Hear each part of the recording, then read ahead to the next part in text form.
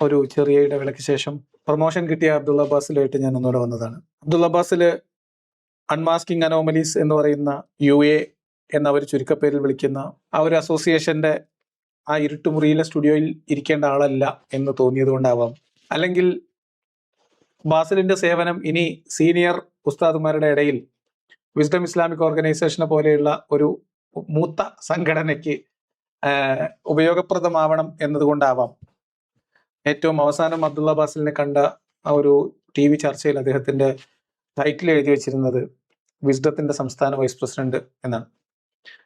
എന്തായാലും Abdulla ബാസിലിന് unmasking anomalies എന്ന ഇരുട്ടുമുറി സ്റ്റുഡിയോയിൽ നിന്ന് വിസ്ഡം ഇസ്ലാമിക് ഓർഗനൈസേഷൻ എന്ന പേരിലെങ്കിലും വിസ്ഡമുള്ള ഒരു അസോസിയേഷന്റെ സംസ്ഥാന നേതൃത്വത്തിലേക്കുള്ള അദ്ദേഹത്തിന്റെ തെരഞ്ഞെടുപ്പിന് അല്ലെങ്കിൽ ആ പ്രൊമോഷന്, ഇനി ഇത് പണ്ടേക്കും പണ്ടേ ആ സ്ഥാനം ഉണ്ട് എന്നൊന്നും പറഞ്ഞു വരരുത്, നമ്മളാരും അറിഞ്ഞിരുന്നില്ല. അറിഞ്ഞ സ്ഥിതിക്ക് അതിലുള്ള അഭിനന്ദനം നമ്മൾ കാലേക്കൂട്ടി പറയുന്നു എന്ന് മാത്രം. അതുകൊണ്ട് എല്ലാവരും അബ്ദുള്ള ബാസിലിന് ഒരു കൺഗ്രാറ്റുലേഷൻസ് നൽകിക്കൊണ്ട് നമ്മൾ ഇന്നത്തെ വിഷയത്തിലേക്ക് കടക്കാം എന്ന് വിചാരിക്കുന്നു. എന്തുകൊണ്ടായിരിക്കാം അബ്ദുള്ള ബാസിലിനെ വിസ്ഡം ഇസ്ലാമിക് ഓർഗനൈസേഷനെ പോലെയുള്ള മുതിർന്നവരുടെ സംഘടന ഏറ്റെടുത്തത്? അതിന് പല കാരണങ്ങൾ ഉണ്ടാവാം. ഞാൻ മനസ്സിലാക്കുന്ന ഒരു കാരണം, ഉളുപ്പില്ലാതെ നുണ പറയാൻ പറ്റുന്ന ഒരാൾ ആ കൂട്ടത്തിൽ വേണം എന്നുള്ളതുകൊണ്ടായിരിക്കാം. എന്റെ നിഗമനമാണ്. ചിലപ്പോൾ തെറ്റാം, ചിലപ്പോൾ ശരിയായിരിക്കാം. തെരഞ്ഞെടുപ്പിന്റെ മാനദണ്ഡം അവർക്കാണ് അറിയാം. പക്ഷെ പറയുന്നത് നുണയാണ് എന്ന ഉത്തമ ബോധ്യത്തിൽ മുന്നിലിരിക്കുന്നവർ വെറും കോമൺ സെൻസ് ഓഫ് ചെയ്ത് വെച്ച അണികളും അനുയായികളും മാത്രമാണ് എന്ന ആത്മവിശ്വാസത്തിൽ, അല്ലെങ്കിൽ അങ്ങനെ ഒരു ധാരണയിൽ ഇത്ര കോൺഫിഡൻസ് ആയിട്ട് ഇത്ര ആർജവത്തോടെ നുണ പറയാൻ പറ്റുന്ന ഒരാള് വിസ്ഡം ഇസ്ലാമിക് ഓർഗനൈസേഷന്റെ തലപ്പത്ത് വേണം എന്ന കമ്മിറ്റിയുടെ തീരുമാനപ്രകാരമായിരിക്കാം അദ്ദേഹത്തെ സംസ്ഥാന നേതൃത്വത്തിലേക്ക് എടുത്തതെന്ന് ഞാൻ മനസ്സിലാക്കുന്നത്. എന്തിന്റെ പേരിലായാലും അദ്ദേഹത്തിന് വിസ്ഡത്തിന്റെ തലപ്പത്തിരിക്കാനുള്ള എല്ലാ യോഗ്യതയുണ്ട്. സംസ്ഥാന വൈസ് പ്രസിഡന്റ് അല്ല, പ്രസിഡന്റ് ആക്കണം എന്ന് എന്റെ അഭിപ്രായം. അപ്പൊ എന്തായാലും കിട്ടിയ സ്ഥാനത്തിന് അദ്ദേഹത്തിനെ അനുമോദിക്കുന്നു. അദ്ദേഹത്തിന് എല്ലാ അഭിനന്ദനങ്ങളും അറിയിച്ചുകൊണ്ട് നമ്മൾ ഇന്നത്തെ വിഷയത്തിലേക്ക് വരും. ഇന്ന് നമ്മൾ സംസാരിക്കുന്ന വിഷയം ഇവര് സ്ഥിരമായിട്ട് കാണിക്കുന്ന ഒരു കസർത്തിന്റെ വേറൊരു പതിപ്പാണ്. വിസ്ഡം ഇസ്ലാമിക് ഓർഗനൈസേഷന്റെ അബ്ദുള്ള ബാസിലും മർക്കസ് ദഅവയുടെ സമദ് CPയും ഒരുമിച്ചിരുന്നു കൊണ്ട് നടത്തിയിട്ടുള്ള ഒരു പരിപാടി. ആ പരിപാടിയിൽ അവർ ഇസ്ലാം മത വിമർശകരുടെ മറുപടികൾ പറയുന്ന കൂട്ടത്തിൽ രവിചന്ദ്രന്റെ ഒരു വീഡിയോയിൽ നിന്ന് ഒരു 10-15 സെക്കൻഡ് അടർത്തിയെടുത്തിട്ടുള്ള ഒരു ഭാഗം കേൾപ്പിച്ചുകൊണ്ട് അവർ പറയുന്ന ചില കാര്യങ്ങൾ. അപ്പൊ രവിചന്ദ്രന്റെ പ്രസംഗങ്ങളിൽ നിന്ന് അവർ അടർത്തിയെടുത്ത ഭാഗവും രവിചന്ദ്രന്റെ വീഡിയോകൾക്ക് അവർ കൊടുത്ത റിയാക്ഷനും അതൊക്കെ രവിചന്ദ്രൻ തന്നെ മറുപടി കൊടുക്കണമെങ്കിൽ കൊടുക്കും, അല്ലെങ്കിൽ അതിന് ബന്ധപ്പെട്ട ആളുകൾ മറുപടി കൊടുക്കും. നമ്മൾ ഇന്ന് പരിശോധിക്കുന്നത് അതിന് മറുപടി പറയാൻ വേണ്ടി ഒരുങ്ങി ഇരുന്ന അബ്ദുള്ള ബാസിലും CP സമദും പറഞ്ഞു കൂട്ടിയിട്ടുള്ള വിവരക്കേടുകളും നുണകളും വിശ്വാസികളായിട്ടുള്ള ആളുകൾ അവരെ തെറ്റിദ്ധരിപ്പിക്കാൻ വേണ്ടി പറഞ്ഞ എന്താ പറയാ പച്ച നുണകൾ.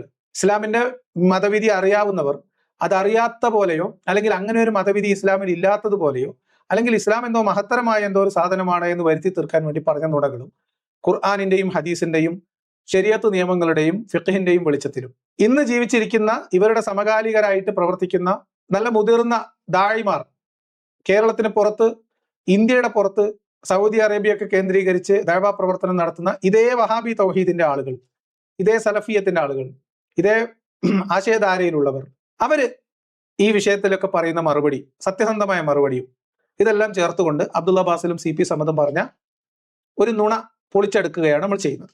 അതിനു മുൻപ് ഈ ഭാഗം ഒരു വീഡിയോ ആയിട്ട് ഞാൻ ഒന്നിലധികം തവണ അബ്ദുള്ള ബാസിലിനോട് വിസ്ഡം ഇസ്ലാമിക് ഓർഗനൈസേഷന്റെ നേതൃത്വത്തിലിരിക്കുന്ന ആളുകളോട് ചോദിച്ചതാണ്. ആരും മറുപടി പറഞ്ഞിട്ടില്ല. അതുകൊണ്ട് ഞാൻ ചോദ്യം ഒന്നുകൂടി സ്പെസിഫിക് ആയിട്ട് ഒരൊറ്റ ചോദ്യമായിട്ട് ചോദിക്കുകയാണ്. വിസ്ഡത്തിനോട്, ഇസ്ലാമിക ദായിമാരോട് ഒറ്റ ചോദ്യം.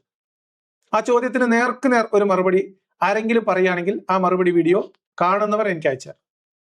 ചോദ്യം ഇതാണ്: നമ്മുടെ നാട്ടിൽ ഇന്ന് നിലവിലുള്ള വിദ്യാഭ്യാസ രീതി അനുസരിച്ച് LP, UP, ഹൈസ്കൂൾ തലങ്ങളിലും ഹയർ സെക്കൻഡറി തലത്തിലും അത് കഴിഞ്ഞിട്ടുള്ള പ്രൊഫഷണൽ കോളേജുകളിലും ക്ലാസ് മുറികളിൽ ആൺകുട്ടികളും പെൺകുട്ടികളും മിക്സഡ് ആയിട്ട് ഇരുന്നിട്ടാണ് പഠിക്കുന്നത്. മിക്സഡ് ആയിട്ട് ഇരിക്കുക എന്ന് പറഞ്ഞാൽ ഒരു പക്ഷേ ഒരേ ബെഞ്ചും ഡെസ്കിലും ആളുകൾ മിക്സഡ് ആയിട്ട് ഇരിക്കുന്ന ക്ലാസ് റൂമുകൾ ഉണ്ടാവാം. അതല്ലെങ്കിൽ ആൺകുട്ടികൾ ഒരു വശത്തും പെൺകുട്ടികൾ ക്ലാസിന്റെ മറുവശത്തും പ്രത്യേകമായിട്ട് സെഗ്രിഗേറ്റ് ചെയ്തിട്ടാണെങ്കിലും, പക്ഷെ ഒരു ക്ലാസ്സിൽ ഒറ്റ അധ്യാപകൻ നടുവിൽ മറ്റേ കുസാറ്റിലിട്ട മറയൊന്നും ഇല്ലാത്ത, കുസാറ്റിന്റെ പുറത്തെ ഹാളിൽ അവിടെ ഇട്ട മറയൊന്നും ഇല്ലാതെ ക്ലാസ് എടുക്കുന്ന സ്കൂളുകൾ നമ്മുടെ നാട്ടിലുള്ള സാധാരണ നമ്മളൊക്കെ പഠിച്ചിറങ്ങിയ വിദ്യാഭ്യാസ സ്ഥാപനങ്ങൾ, കോളേജുകൾ തുടങ്ങിയിട്ടുള്ള രീതിയിലുള്ള ഒരു വിദ്യാഭ്യാസ സ്ഥാപനത്തിൽ ഒരു മുസ്ലിം പെൺകുട്ടി പഠിക്കുന്നത് അനുവദനീയമാണോ അല്ലയോ? ഇതാണ് ചോദ്യം. ഈ ചോദ്യത്തിന് നേർക്ക് നേർ മറുപടി പറയാൻ പറ്റുന്ന ആരെങ്കിലും ഉണ്ടെങ്കിൽ, മതപരമായ വിധിയാണ് ഞാൻ ചോദിക്കുന്നത്, മതത്തിന്റെ നിയമമാണ് ഞാൻ ചോദിക്കുന്നത്, മുസ്ലിങ്ങൾ പഠിക്കുന്നുണ്ടോ ഇല്ലേ എന്നുള്ളതല്ല. കാരണം മുസ്ലിമും ഇസ്ലാമും രണ്ടാണ്. ഞാൻ ചോദിക്കുന്നത് ഇസ്ലാമിന്റെ മതവിധിയാണ്. അത് പറയാൻ അബ്ദുള്ള ബാസിലിനോ അല്ലെങ്കിൽ മറ്റാർക്കെങ്കിലുമോ കഴിയുമെങ്കിൽ അവരതിന് മറുപടി പറയട്ടെ എന്നാണ് ഞാൻ വിചാരിക്കുന്നത്. അപ്പോൾ അതിനനുബന്ധമായി നമ്മുടെ നാട്ടിലുള്ള ഒരു വളരെ പ്രധാനപ്പെട്ട ഒരു ചോദ്യം ഈ മുസ്ലിം സ്ത്രീകളുടെ ജോലിയുമായി ബന്ധപ്പെട്ടാണ്. മുസ്ലിം സ്ത്രീകളുടെ അവകാശങ്ങളുമായി ബന്ധപ്പെട്ട് ഇസ്ലാം സ്ത്രീകളെ പരിഗണിക്കുന്നതിനെ രണ്ടാം കിടയായിട്ട് പരിഗണിക്കുന്നത്, അവരുടെ അവകാശങ്ങൾ പുരുഷന്റെ ഇതിന് തുല്യമായ അവകാശങ്ങൾ നിഷേധിക്കുന്നതിന്, വ്യക്തിത്വത്തെ ഇകഴ്ത്തുന്നതിന്, സ്ത്രീവിരുദ്ധമായ മതനിയമങ്ങൾക്ക് ഒക്കെ നമ്മൾ ഇസ്ലാമിനെ വിമർശിക്കാറുണ്ട്. അപ്പൊ അത്തരം ഒരു വിമർശനത്തെ സി രവിചന്ദ്രന്റെ പ്രസംഗത്തിൽ നിന്ന് അടർത്തിയെടുത്തിട്ട് അതിന് ഇവർ മറുപടി പറയുന്നതിന് വേണ്ടി ശ്രമിക്കുന്ന ആ ഭാഗം നിങ്ങളൊന്ന് കാണാം. അതിനുശേഷം അവരതിൽ പറഞ്ഞ് ഫലിപ്പിക്കാൻ ശ്രമിക്കുന്ന ഒരു വലിയ നുണ, അതിന്റെ നിജസ്ഥിതി എന്താണ് എന്ന് തെളിവുകളുടെ അടിസ്ഥാനത്തിൽ നമുക്ക് പരിശോധിക്കുകയും ചെയ്യാം. അപ്പോൾ ആ വീഡിയോയിലേക്ക് നമ്മൾ പോവാണ്. Your right on women is that they should be protect their chastity and they should not let anyone you do not consent to without your permission. നിങ്ങളുടെ റൈറ്റ് എന്ന് നിങ്ങളുടെ സ്ത്രീകളെ അവരുടെ ചേസിറ്റി, അവരുടെ മാനം നിങ്ങൾ കാക്കണം. പിന്നെ നിങ്ങളുടെ അനുവാദം ഇല്ലാതെ ഒരാളുമായിട്ട് കല്യാണം എന്നുള്ളതാണ്. അതായത് ഇത് നിങ്ങളുടെ ഒരു കടമയാണ്. പുരുഷന്മാർക്ക് സ്ത്രീകളുടെ മേലുള്ള അവകാശമാണ്. അപ്പൊ ഇതിലെന്താ നെഗറ്റീവ് എന്താ? അതായത് പുരുഷന്മാർക്ക് സ്ത്രീകളുടെ മേലുള്ള ഒരു അവകാശം എന്ന് പറയുന്നത് അവരവരുടെ ചാരിത്രം സൂക്ഷിക്കണം എന്നുള്ളതാണ്. ഇതിൽ മൂപ്പരിക്കുന്ന പ്രശ്നമുണ്ടോ? നോക്കൂ, ഈ പരിഹാസം എത്രമേൽ പരിഹാസ്യമാണെന്ന് ആലോചിക്കണം. ഖുർആനിലെ ഒരു അധ്യായത്തിന്റെ ഒരാശയമാണിത്. ഈ പ്രസംഗം ഏത് സാഹചര്യത്തിൽ ഏത് വിഷയത്തിൽ പറഞ്ഞതാണെന്നോ ആ പ്രസംഗത്തിന്റെ പൂർണ്ണരൂപം ഞാൻ കേട്ടിട്ടില്ല. പക്ഷെ ഈ പറയപ്പെട്ട ഭാഗത്തെക്കുറിച്ച് ഇവരുടെ പ്രതികരണം പിന്നെ സ്ത്രീകളുടെ ചാരിത്രം പിന്നെ അങ്ങനെ സൂക്ഷിക്കേണ്ടതൊന്നുമില്ല എന്നാണോ എന്നാണ്. ഞാൻ അതിനകത്ത് ഒരു ചെറിയ കാര്യം മാത്രം ഇപ്പൊ പറയാം. ഇസ്ലാമിൽ സ്ത്രീയുടെ ചാരിത്രം എന്ന് പറയുന്നത് പുരുഷന്റെ അവകാശമാണ്, സ്ത്രീയുടെ ആത്മാഭിമാനത്തിന്റെ കാര്യമേ അല്ല. സ്ത്രീ പുരുഷന് ബാധ്യതപ്പെട്ടവളാണ്. എന്തിന്? അവളുടെ ചാരിത്രം അവനു വേണ്ടി സംരക്ഷിക്കാൻ അവൾ ബാധ്യതപ്പെട്ടതാണ്.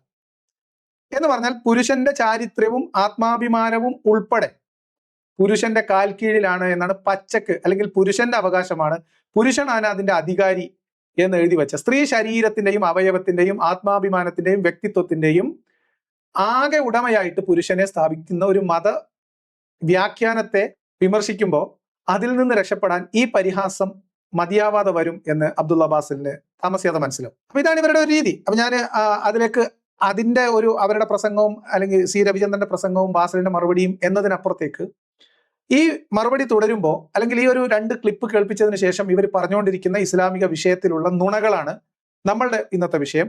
അതുകൊണ്ട് അതിന്റെ അടുത്തൊരു ഭാഗം കൂടി നിങ്ങളൊന്ന് കേട്ടു. സ്ത്രീകൾക്ക് കൊടുക്കുന്നത് നിങ്ങളുടെ ചുമതലയാണ്. ഇതിനകത്ത് തന്നെ ഉണ്ട് എത്ര സ്ത്രീവിരുദ്ധമായ ഒരു സംഗതിയാണ്. കാരണം വെച്ച് കഴിഞ്ഞാൽ സംരക്ഷണം കഴിയേണ്ടുന്നത് സ്ത്രീയാണ് എന്നാണ് പറയുന്നത്.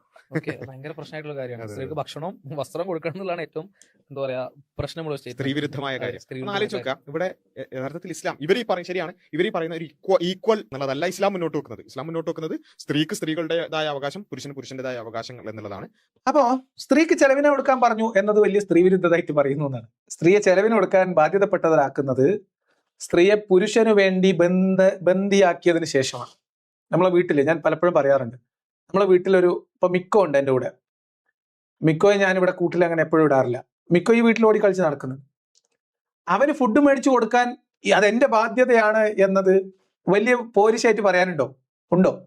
നിങ്ങളുടെ വീട്ടിലൊരു പശുവുണ്ട്, അല്ലെങ്കിൽ നിങ്ങളുടെ വീട്ടിലൊരു കാളയുണ്ട്, എരുമയുണ്ട്, പോത്തുണ്ട്, ആടുണ്ട്, കോഴിയുണ്ട്. ഇതിനെ നിങ്ങളുടെ ആവശ്യത്തിന് കറവയ്ക്കും മുട്ടയെടുക്കാനും പാല് എടുക്കാനും ഒക്കെ ആയിട്ട് ഉപയോഗിക്കുന്നു. അല്ലെങ്കിൽ തൊടിയിൽ നിലം ഉഴാൻ വേണ്ടി നിങ്ങൾ കാളയെ പോത്തിനെ ഉപയോഗിക്കുന്നു. അവരെ നിങ്ങളുടേതായിട്ടുള്ള ഒരു തൊഴുത്തിൽ ബന്ധിക്കുന്നു. ഈ കാളക്കോ പശുവിനോ പോത്തിനോ കാടിവെള്ളം കൊടുക്കുന്നത് വലിയ മഹാസംഭവമായിട്ട് പറയാൻ ഉളുപ്പുണ്ടോ ബാസിലെ എന്നാണ് ആ കാര്യത്തിൽ ചോദിക്കാനുള്ളത്. അതിലേക്കൊക്കെ നമ്മൾ പിന്നെ വരുന്നില്ല. ഇനി ഈ കാടിവെള്ളത്തിന് പോലും അർഹതയുണ്ടാവണമെങ്കിൽ കറക്കാൻ ഉടമസ്ഥനെ അനുവദിക്കണം എന്നൊരു നിയമം കൂടി ഉണ്ടെന്ന് ആലോചിച്ച് നോക്കൂ. അതായത് നിങ്ങൾ കറവ തരുന്നില്ലെങ്കിൽ, നിങ്ങൾ പാല് തരുന്നില്ലെങ്കിൽ, നിങ്ങൾ സമയാസമയം മുട്ട തരുന്നില്ലെങ്കിൽ, നിങ്ങൾ ഭൂമി ഉഴാൻ സമ്മതിക്കുന്നില്ലെങ്കിൽ, അല്ലെങ്കിൽ അതിന് നിങ്ങൾ സഹകരിക്കുന്നില്ലെങ്കിൽ നിങ്ങൾക്ക് ഞാൻ ഈ കാടിവെള്ളം പോലും തരൂല എന്നൊരു ഉടമസ്ഥൻ ഒരു വളർത്തുമൃഗത്തോട് പറയുന്നതിന്റെ അവസ്ഥ എന്തായിരിക്കും ആലോചിച്ച് നോക്കൂ. അതിലേക്ക് എപ്പോൾ പോകുന്നില്ല, അത് ആവശ്യമെങ്കിൽ നമുക്ക് പിന്നെ പറയാം. ഇനി നമ്മൾ ഇവരുടെ ഈ 2 പരിഹാസ ചിരികൾക്ക് അപ്പുറത്തേക്ക് ഇവർ ഇനി ഇതിനെ ഒന്ന് പുട്ടിയടിക്കാനുള്ള ശ്രമം നടത്തുകയാണ്. അതായത് ഇസ്ലാമിലെ സ്ത്രീയുടെ അവകാശങ്ങൾ. ഇസ്ലാമിലെ സ്ത്രീയുടെ അവകാശങ്ങൾ എന്ന് പറഞ്ഞാൽ മറ്റേതോ ഒരു സംവിധാനത്തിലും ഇല്ലാത്തതിന് തുല്യമായി, മീൻസ് അതിനൊക്കെ മുകളിലായിട്ട് ഇസ്ലാം സ്ത്രീകളെ മഹത്വവൽക്കരിക്കുകയും ഇസ്ലാമിലെ സ്ത്രീകൾ പ്രത്യേകമായിട്ടുള്ള സാമ്പത്തികമായ വ്യക്തി സ്വാതന്ത്ര്യത്തിൻ്റെതായിട്ടുള്ള വലിയ പ്രിവിലേജ്, വേറെ ഒരു സമൂഹത്തിൽ നമുക്ക് കണി കാണാൻ പോലും കിട്ടാത്ത അത്രയും വലിയൊരു പ്രിവിലേജ് ഇസ്ലാം സ്ത്രീകൾക്ക് നൽകിയിരിക്കുന്നു. അതായത് ഇസ്ലാമിലെ സ്ത്രീകളുമായി ബന്ധപ്പെട്ട നിയമം അല്ലെങ്കിൽ ഇസ്ലാമിലെ കുടുംബ വിവാഹ നിയമങ്ങൾ ഇസ്ലാമിലെ സ്ത്രീകളുടെ അല്ലെങ്കിൽ മുസ്ലിം സ്ത്രീകളുടെ അഭിമാനത്തിന്റെ അടയാളമായിട്ടും അവർക്ക് ഇസ്ലാം അനുവദിച്ചു കൊടുത്ത അവകാശങ്ങളുടെ ലക്ഷണമായിട്ടും അവരുടെ എന്താ പറയുക അവർക്കുള്ള പ്രിവിലേജ് ആയിട്ടുമാണ് ഇവർ പറയാൻ ശ്രമിക്കുന്നത്. അതിനിടയിൽ അത് പറയാൻ വേണ്ടി അവർ പറയുന്ന നുണകളും അതിന്റെ വസ്തുതകളും നോക്കാം. അതിൽ ഇക്വാലിറ്റി അല്ല, മറിച്ച് രണ്ടിന്റെയും പ്രകൃതം അറിഞ്ഞുകൊണ്ടുള്ള മൂല്യം കൊണ്ട് ഇസ്ലാം ഈക്വൽ ആയിട്ടാണ് കൺസിഡർ ചെയ്യുന്നത്. ആണിന്റെയും പെണ്ണിന്റെയും മൂല്യം പടച്ചവന്റെ മുമ്പിൽ ഈക്വൽ ആണ്. പക്ഷെ പ്രകൃതം കൊണ്ട് വ്യത്യസ്തത ഉള്ളത് കൊണ്ട് അവർക്കുള്ള കടമകളും കടപ്പാടുകളും അവകാശങ്ങളും വ്യത്യാസം ഉണ്ടാവും. പച്ച നുണയാണ് ഇപ്പൊ ബാസിൽ പറഞ്ഞത്. അതായത് ബാസിൽ പറയാണ് ശരിയാണ്, നിങ്ങൾ പറഞ്ഞ മാതിരി ഇസ്ലാമിൽ അങ്ങനെ ഒരു തുല്യത എന്നുള്ള കൺസെപ്റ്റ് ഒന്നുമില്ല. അതേ സമയത്ത് എന്ന് പറഞ്ഞപ്പോഴത്തേക്ക് മറ്റേ സമത് മീൻസ് കൂട്ടിച്ചേർത്ത് കൊടുക്കുകയാണ്. എന്താ കൂട്ടിച്ചേർത്ത് കൊടുക്കുന്നത്? ആരാണ് C P Samath? C P Samath ഖുർആനിലുള്ള വചനങ്ങളെ അർത്ഥം മാറ്റിയെന്ന് അബ്ദുള്ള ബാസിലിന്റെ കൂടെ ഇരിക്കുന്ന അല്ലെങ്കിൽ അബ്ദുള്ള ബാസിൽ ഇപ്പൊ നിൽക്കുന്ന വിസ്ഡം ഇസ്ലാമിക് ഓർഗനൈസേഷൻ വിമർശിക്കുന്ന പ്രസ്ഥാനമാണെന്ന് ഓർക്കണം. ഖുർആനിനെ കാലികമായി വ്യാഖ്യാനിക്കുകയും അതായത് മുസ്തഫ മൗലവിന്റെ ഒരു മിനി മുസ്തഫ മൗലവിന്റെ പണിയെടുക്കുന്ന ആൾക്കാരാണ് സി പി സമതിന്റെ ആൾക്കാർ. അപ്പൊ ഖുർആനിനെ അതിന്റെ പരമ്പരാഗത അർത്ഥത്തിൽ നിന്ന് മാറ്റി ആധുനിക കാലത്തിന് അനുയോജ്യമാകുന്ന രീതിയിൽ വക്രീകരിച്ച് അർത്ഥം വെക്കുന്നു എന്നും ഖുർആനിനെ ആധുനികവൽക്കരിച്ച് അർത്ഥം വെച്ച് ആളുകളുടെ കയ്യടി നേടാൻ ശ്രമിക്കുന്നു എന്ന് വിസ്ഡം ഇസ്ലാമിക് ഓർഗനൈസേഷന് ആക്ഷേപമുള്ള മർക്കസുദ്ദഅവ എന്ന് പറയുന്ന പ്രസ്ഥാനത്തിന്റെ പ്രതിനിധിയാണ് സി പി സമദ്. അപ്പൊ സി പി സമദ് പറഞ്ഞു കൊടുക്കണ അല്ല അങ്ങനെയല്ല, അത് വ്യക്തിത്വത്തിന്റെ കാര്യത്തിലൊക്കെ തുല്യത ഉണ്ട് എന്ന്. അപ്പൊ അബ്ദുള്ള ബാസൽ അത് ഏറ്റുപിടിക്കാണ്. ഖുർആനിൽ ഇല്ലാത്തൊരു കാര്യം ആധുനികമായിട്ട് ഖുർആനിനെ പുട്ടിയടിക്കാൻ വേണ്ടി ഖുർആനിന്റെ വചനങ്ങളുടെ അർത്ഥം മാറ്റുന്ന എന്ന് ആരോപണമുള്ള അബ്ദുള്ള ബാസിൽ, അല്ലെങ്കിൽ അങ്ങനെ ആരോപണമുള്ള സംഘടനയുടെ പ്രതിനിധിയായിട്ടുള്ള അബ്ദുള്ള ബാസിൽ ഈ പുട്ടിയടി ടീമിന്റെ പ്രതിനിധിയായിട്ട് വന്നുള്ള സി പി സമദ് പറഞ്ഞു കൊടുക്കുന്ന കാര്യം അങ്ങനെ തന്നെയാണ് എന്ന് നാട്ടുകാരുടെ മുമ്പിൽ പറയുന്നു. ആദർശപരമായി സത്യസന്ധതയില്ലായ്മ എന്ന ഒരു കാര്യം, പറഞ്ഞ വാക്കിൽ വ്യവസ്ഥയില്ലാത്തവർ എന്നത് രണ്ടാമത്തെ കാര്യം, മൂന്നാമത്തത് ഖുർആനുമായി യാതൊരു ബന്ധവും ഇല്ലാത്ത ശുദ്ധമായ അസംബന്ധം, നുണ, പച്ച നുണ. എന്താ ഖുർആനിൽ പറയുന്നത്? അതിലേക്ക് വരാം. അതിനു മുമ്പ് ഇപ്പൊ നിങ്ങൾ സ്ക്രീനിൽ കാണുന്നത് അബൂ ഹുറൈറയിൽ നിന്നുള്ള ഒരു നിവേദനമാണ്. ഇസ്ലാം സ്ത്രീകളും പുരുഷനും ഭൗതികമായിട്ടുള്ള കാര്യങ്ങളിൽ, അതായത് അവരുടെ വ്യക്തിപരമായിട്ടുള്ള കാര്യങ്ങൾ, വ്യക്തികൾ എന്ന നിലക്ക് അവർ രണ്ടും തുല്യരാണ് എന്നാണ് സി പി സമദ് കൂട്ടിച്ചേർത്ത് കൊടുക്കുന്നത്. അബ്ദുള്ള ബാസൽ അത് ഏറ്റുപിടിക്കുന്നു, ശുദ്ധമായ സംബന്ധം. അപ്പോ ഇസ്ലാമിൽ അങ്ങനെ ഒരു തുല്യമായ രണ്ട് വ്യക്തിത്വങ്ങളായിട്ട് സ്ത്രീയെയും പുരുഷനെയും പരിഗണിച്ചിട്ടേ ഇല്ല. അങ്ങനെ ഉണ്ട് എന്നിവർ പറയുന്നത് നുണയാണ്, പച്ച നുണ, വെള്ളം ചേർക്കാത്ത നുണ. ഇത് ഞാൻ നിങ്ങളുടെ മുമ്പിലേക്ക് വെക്കുന്ന ഒരു ഹദീസാണ്, സഹീഹ് ബുഖാരിയിലെ ഒരു ഹദീസാണ്. അബൂ ഹുറൈറ നിവേദനം ചെയ്യുന്നു, നബി പറഞ്ഞു, സ്ത്രീ വാരിയല് പോലെയാണ്. ആ കഥ അറിയാലോ. ആദമിനെ സൃഷ്ടിച്ചു, ആദമിന്റെ വാരിയല് ഊരിയെടുത്ത് ആ വളഞ്ഞ വാരിയല് കൊണ്ടാണ് ഹവ്വയെ സൃഷ്ടിച്ച് ആദമിന് ഒരു തുണയാക്കി കൊടുത്തത്. അതുകൊണ്ട് തന്നെ മുഹമ്മദ് നബി പറയുന്ന വേറൊരു ഭാഗം നോക്കൂ, സ്ത്രീ വാരിയല് പോലെയാണ്, നീ അതിനെ നേരെയാക്കാൻ ശ്രമിച്ചാൽ നീ അതിനെ ഒടിച്ചു കളയും, അത് ഒടിഞ്ഞു പോകും. അതായത് സ്ത്രീ വാരിയല് പോലെ വളഞ്ഞതാണ്. ഇത് സ്ത്രീയുടെ വ്യക്തിത്വത്തെ കുറിച്ച് പറയാം കേട്ടോ, സ്ത്രീയുടെ വ്യക്തിത്വത്തെ കുറിച്ച് പറയാണ്. സ്ത്രീ ഒരു വാരിയല് പോലെയാണ്, അല്ല സ്ത്രീനെ വളക്കാൻ നേരെയാക്കാൻ ശ്രമിക്കാമല്ലോ. സ്ത്രീ എന്ന് പറയുന്ന സ്ത്രീയുടെ വ്യക്തിത്വം വാരിയല് പോലെയാണെന്നും അത് കുറച്ചൊരു വക്രത സ്വഭാവത്തിൽ തന്നെ ഉള്ളവളാണ് എന്നും അതുകൊണ്ട് അവളിൽ നിന്ന് നീ വല്ലതും ആസ്വദിക്കാൻ ഉദ്ദേശിക്കുന്നുണ്ടെങ്കിൽ അവളിലെ വക്രതയോട് കൂടി തന്നെ നിനക്ക് അവരെ ആസ്വദിക്കേണ്ടി വരും. ഓലെ പിടിച്ച് നന്നാക്കാൻ ശ്രമിക്കരുത്, അത് നന്നാക്കിയാൽ അല്ലെങ്കിൽ നിവർത്താൻ ശ്രമിച്ചാൽ ഒടിഞ്ഞു പോകുന്നതാണ് സ്ത്രീ എന്നാണ് മുഹമ്മദ് നബി പറഞ്ഞതായിട്ട് സഹീഹ് ബുഖാരിയിൽ ഹദീസ് ഉള്ളത്. ഹദീസിന്റെ നമ്പർ ഞാൻ കൊടുത്തിട്ടുണ്ട്. ഇനി വ്യക്തിത്വത്തിന്റെ കാര്യത്തിൽ ഒരു വ്യക്തി എന്ന രീതിയിൽ, മനുഷ്യർ എന്ന രീതിയിൽ ഇവർ രണ്ടും തുല്യ അന്തസ്സുള്ളവരാണ് എന്ന ഒരു വാദം ഇസ്ലാമിനുണ്ടോ? ഇസ്ലാമിന് അങ്ങനെ ഒരു വാദമില്ല. ഖുർആനിൽ അങ്ങനെ ഒരു വാദമില്ല. തെളിവ് ഞാൻ ഖുർആനിൽ നിന്ന് തരാം. ഖുർആനിലെ വചനം നിങ്ങൾ നോക്കിക്കോളൂ. ഇത് ഖുർആൻ 4:34 നേരത്തെ പറഞ്ഞ ചെലവിന് കൊടുക്കലും ആയി ബന്ധപ്പെട്ട ഒരു സംഭവം കൂടി ഇതിനകത്ത് വരുന്നുണ്ട്. അതിന് പറയുന്നത് സ്ത്രീകൾ പുരുഷന്മാർ സ്ത്രീകളുടെ മേൽ നിയന്ത്രണാധികാരമുള്ളവരാകുന്നു. എന്നിട്ട് അതിന്റെ കാരണം അള്ളാഹു പറയുന്നത് സ്ത്രീയും പുരുഷനും വ്യക്തിത്വത്തിന്റെ കാര്യത്തിൽ തുല്യരാണ്, അന്തസ്സിന്റെ കാര്യത്തിൽ തുല്യരാണ് എന്ന് പറയുന്നു എന്നാണ് പറയുന്നത്. അങ്ങനെ ഇല്ല. പകരം ഖുർആൻ പറയുന്നത് പുരുഷന്മാർക്ക് സ്ത്രീകളുടെ മേൽ നിയന്ത്രണാധികാരം വകവെച്ച് കൊടുത്തിരിക്കുന്നത് മനുഷ്യരിൽ ഒരു വിഭാഗത്തിന് മറുവിഭാഗത്തെക്കാൾ അള്ളാഹു കൂടുതൽ കഴിവ് നൽകിയത് കൊണ്ടാണ് എന്നാണ്, മേന്മ നൽകിയത് കൊണ്ടാണ് എന്നാണ്. അതായത് പുരുഷന്മാർക്ക് സ്ത്രീകളുടെ മേൽ നിയന്ത്രണാധികാരം നൽകിയതിന്റെ ഒരു കാരണം അള്ളാഹു പുരുഷന്മാർക്ക് സ്ത്രീകളെക്കാൾ കൂടുതൽ ഒരു മേന്മ നൽകിയത് കൊണ്ടാണ്. എന്ന് പറഞ്ഞാൽ ഈ വിവേചനം അള്ളാഹുവിന്റെ തീരുമാനമാണ് എന്ന് ഖുർആനിൽ ഇരിക്കെ എന്തിനാണ് അബ്ദുൽ അബ്ബാസിൽ നുണ പറയുന്നത്? ഖുർആനിൽ അല്ലെങ്കിൽ ഇസ്ലാമിന്റെ കാഴ്ചപ്പാടിൽ സ്ത്രീയും പുരുഷനും തുല്യരാണ് എന്ന ഒരു കാഴ്ചപ്പാടുണ്ടോ? പിന്നെ ഇവർ പറയുന്ന കാഴ്ചപ്പാട് അള്ളാഹുവിന്റെ മുമ്പിൽ അവരുടെ കർമ്മങ്ങളുടെ ഫലം പാഴാവുകയില്ല, അള്ളാഹുവിന്റെ മുമ്പിൽ ലിംഗഭേദമില്ല എന്ന് പറയുന്നതാണ്. അതിനുവേണ്ടി അവരെന്താ ചെയ്യേണ്ടത്? സ്ത്രീകൾക്ക് വേണ്ടി പ്രത്യേകമായിട്ട് അർപ്പിച്ച ഒരു കടമയുണ്ട്, അത് ചെയ്യാം. പുരുഷന്റെ കടമ ചെയ്യാം. അങ്ങനെ പുരുഷനെ ഏൽപ്പിച്ച കടമ പുരുഷനും സ്ത്രീയുടെ ഉത്തരവാദിത്വം സ്ത്രീയും നിർവഹിച്ചു കഴിഞ്ഞാൽ മരിച്ചു ചെന്ന് അള്ളാഹിന്റെ അടുത്ത് എത്തുമ്പോൾ പ്രതിഫലത്തിന്റെ കാര്യത്തിൽ സ്ത്രീയും പുരുഷനും വ്യത്യാസമില്ല എന്നാണ് പറയുന്നത്. അതല്ലാതെ ഭൗതിക ജീവിതത്തിൽ സ്ത്രീ പുരുഷ സമത്വം എന്നോ സ്ത്രീ പുരുഷ തുല്യത എന്നോ സ്ത്രീ പുരുഷന്മാർക്ക് ഒരേ അന്തസ് എന്നതോ ഇസ്ലാമിൽ അങ്ങനെ ഒരു പരികല്പനയേ ഇല്ല. വെറുതെ ആണ് ബടായി പറയാം. പേര് യു എ ആണെന്ന് വിചാരിച്ച് എന്ത് ബടായും പറയാന്നാണ് നിങ്ങൾ വിചാരിക്കുന്നത്? എന്തിനെങ്ങനെ ബടായി പറയുന്നത്? ഖുർആനിൽ അള്ളാഹു പറയുന്നത് എന്താ? പുരുഷനെ സ്ത്രീയേക്കാൾ അള്ളാഹു മേന്മ കൊടുത്തത് കൊണ്ടും, രണ്ടാമത്തെ ഒരു കാര്യോ പുരുഷന്മാർ അവരുടെ ധനം ചെലവഴിച്ചത് കൊണ്ടുമാണ്. അപ്പൊ പുരുഷന്മാർക്ക് സ്ത്രീകളുടെ മേൽ നിയന്ത്രണാധികാരം ഉള്ളത് രണ്ട് കാരണങ്ങൾ കൊണ്ടാണ്. ഒന്ന്, അള്ളാഹ് അങ്ങനെ ചെയ്തു. രണ്ടാമത് ചെലവിനോട് മീൻസ് പണം ചെലവഴിച്ചു. പണം ചെലവിനൊടുക്കുന്നതിന്റെ വിശദീകരണത്തിൽ പ്രധാനമായിട്ട് പറയുന്നത് അവരെ സ്വന്തമാക്കാൻ, ഭർത്താവ് എന്ന പദവി സ്വന്തമാക്കാൻ അവർ മഹർ നൽകിയിട്ടുണ്ട്. അത് അതിലൊരു പ്രധാന ഘടകമാണ്. പിന്നെ ഇവരുടെ അധീനതയിലായിരിക്കുമ്പോൾ ചെലവിന് കൊടുക്കുന്നുണ്ടല്ലോ, അപ്പൊ പണം ചെലവഴിക്കുന്നുണ്ട്. അതുകൊണ്ട് നമുക്ക് ആണുങ്ങൾക്ക് സ്ത്രീകളുടെ മേൽ നിയന്ത്രണാധികാരം അള്ളാഹു വകവെച്ചു കൊടുത്തു എന്നാണ് പറയുന്നത്. പിന്നെ അതുകൊണ്ട് കഴിഞ്ഞിട്ടില്ല. നല്ലവരായ സ്ത്രീ എന്ന് പറഞ്ഞാൽ ആരാ? ഇപ്പൊ തുല്യ അന്തസ് കൊടുത്തിട്ടുള്ള ആൾക്കാരാണെങ്കിൽ നല്ലവരായ സ്ത്രീ എന്ന് പറഞ്ഞാൽ ആരാണ് എന്ന് ഖുർആൻ പറയും. നോക്കൂ, അവർ അനുസരണാശീലമുള്ളവരായിരിക്കും. ആരോട് അനുസരണശീലമുള്ളവർ? തന്റെ ഭാര്യ എന്ന രീതിയിൽ സ്വന്തമാക്കാൻ, തന്റെ മേൽ നിയന്ത്രണാധികാരം നേടിയെടുക്കുന്നതിന് പണം ചെലവഴിക്കുകയും ചെയ്ത പുരുഷന് കീഴിൽ അനുസരണാശീലം ഉള്ളവളായിരിക്കും യഥാർത്ഥ സ്ത്രീ അല്ലെങ്കിൽ നല്ലവരായ സ്ത്രീ എന്നാണ് ഖുർആന്റെ കാഴ്ചപ്പാട്. നിങ്ങൾ ഈ പറയുന്ന ഒരേ അന്തസ്, ഒരേ അവകാശം അല്ലെങ്കിൽ തുല്യത എവിടെ ഉണ്ട് എന്നായി പറയണത്? പണം കൊടുത്ത ഒരു സ്ത്രീയുടെ മേൽ നിയന്ത്രണാധികാരം, അവരുടെ ശരീരത്തിനും അവരുടെ വ്യക്തി സ്വാതന്ത്ര്യത്തിനും മേൽ നിയന്ത്രണാധികാരം നേടിയെടുത്ത ഒരു പുരുഷനെ അനുസരിക്കുന്നവളാണ് യഥാർത്ഥ സ്ത്രീ എന്ന് പറഞ്ഞിട്ട് ഖുർആൻ നിർത്തുന്നില്ല. ഖുർആൻ പറയാണ് അള്ളാഹു സംരക്ഷിച്ച പ്രകാരം. ഇതാണ് നേരത്തെ വായിച്ച വചനത്തിന്റെ ഭാഗം. അള്ളാഹു സംരക്ഷിച്ചത് പ്രകാരം പുരുഷന്മാരുടെ അഭാവത്തിൽ, അതാണ് സംരക്ഷിക്കേണ്ടതെല്ലാം സംരക്ഷിക്കുന്നവരുമാണ് എന്ന് പറഞ്ഞാൽ, ഇങ്ങനെ പണം കൊടുത്ത് വാങ്ങിക്കഴിഞ്ഞാൽ സ്ത്രീയുടെ ചാരിത്ര്യം, ആത്മാഭിമാനം എന്നൊക്കെ പറയുന്നത് പിന്നെ പുരുഷന്റെ സമ്പത്താണ്. അതുകൊണ്ട് പുരുഷനില്ലാത്ത നേരത്ത് സ്ത്രീയുടെ ചാരിത്രം പുരുഷന് വേണ്ടി സ്ത്രീ സംരക്ഷിച്ചു പിടിക്കണം. ഇത് സ്ത്രീ വിരുദ്ധമാണ് എന്ന് അബ്ദുൽ അബ്ബാസിന് തോന്നുന്നില്ല? ഇതിനെ വിമർശിച്ചാൽ അതിന്റെ അർത്ഥം ചാരിത്രം ഒന്നും ആവശ്യമില്ലാന്നോ അല്ലെങ്കിൽ സ്ത്രീകൾക്ക് തോന്നിയ പോലെ നടക്കാം എന്നോ ആണോ അർത്ഥം? ഏത് സ്കൂളിലെ പഠിച്ച് ഡോക്ടറായെന്നൊന്നും ഞാൻ ചോദിക്കില്ല, അത് നമ്മുടെ രീതി അല്ലാത്തതുകൊണ്ടാണ്.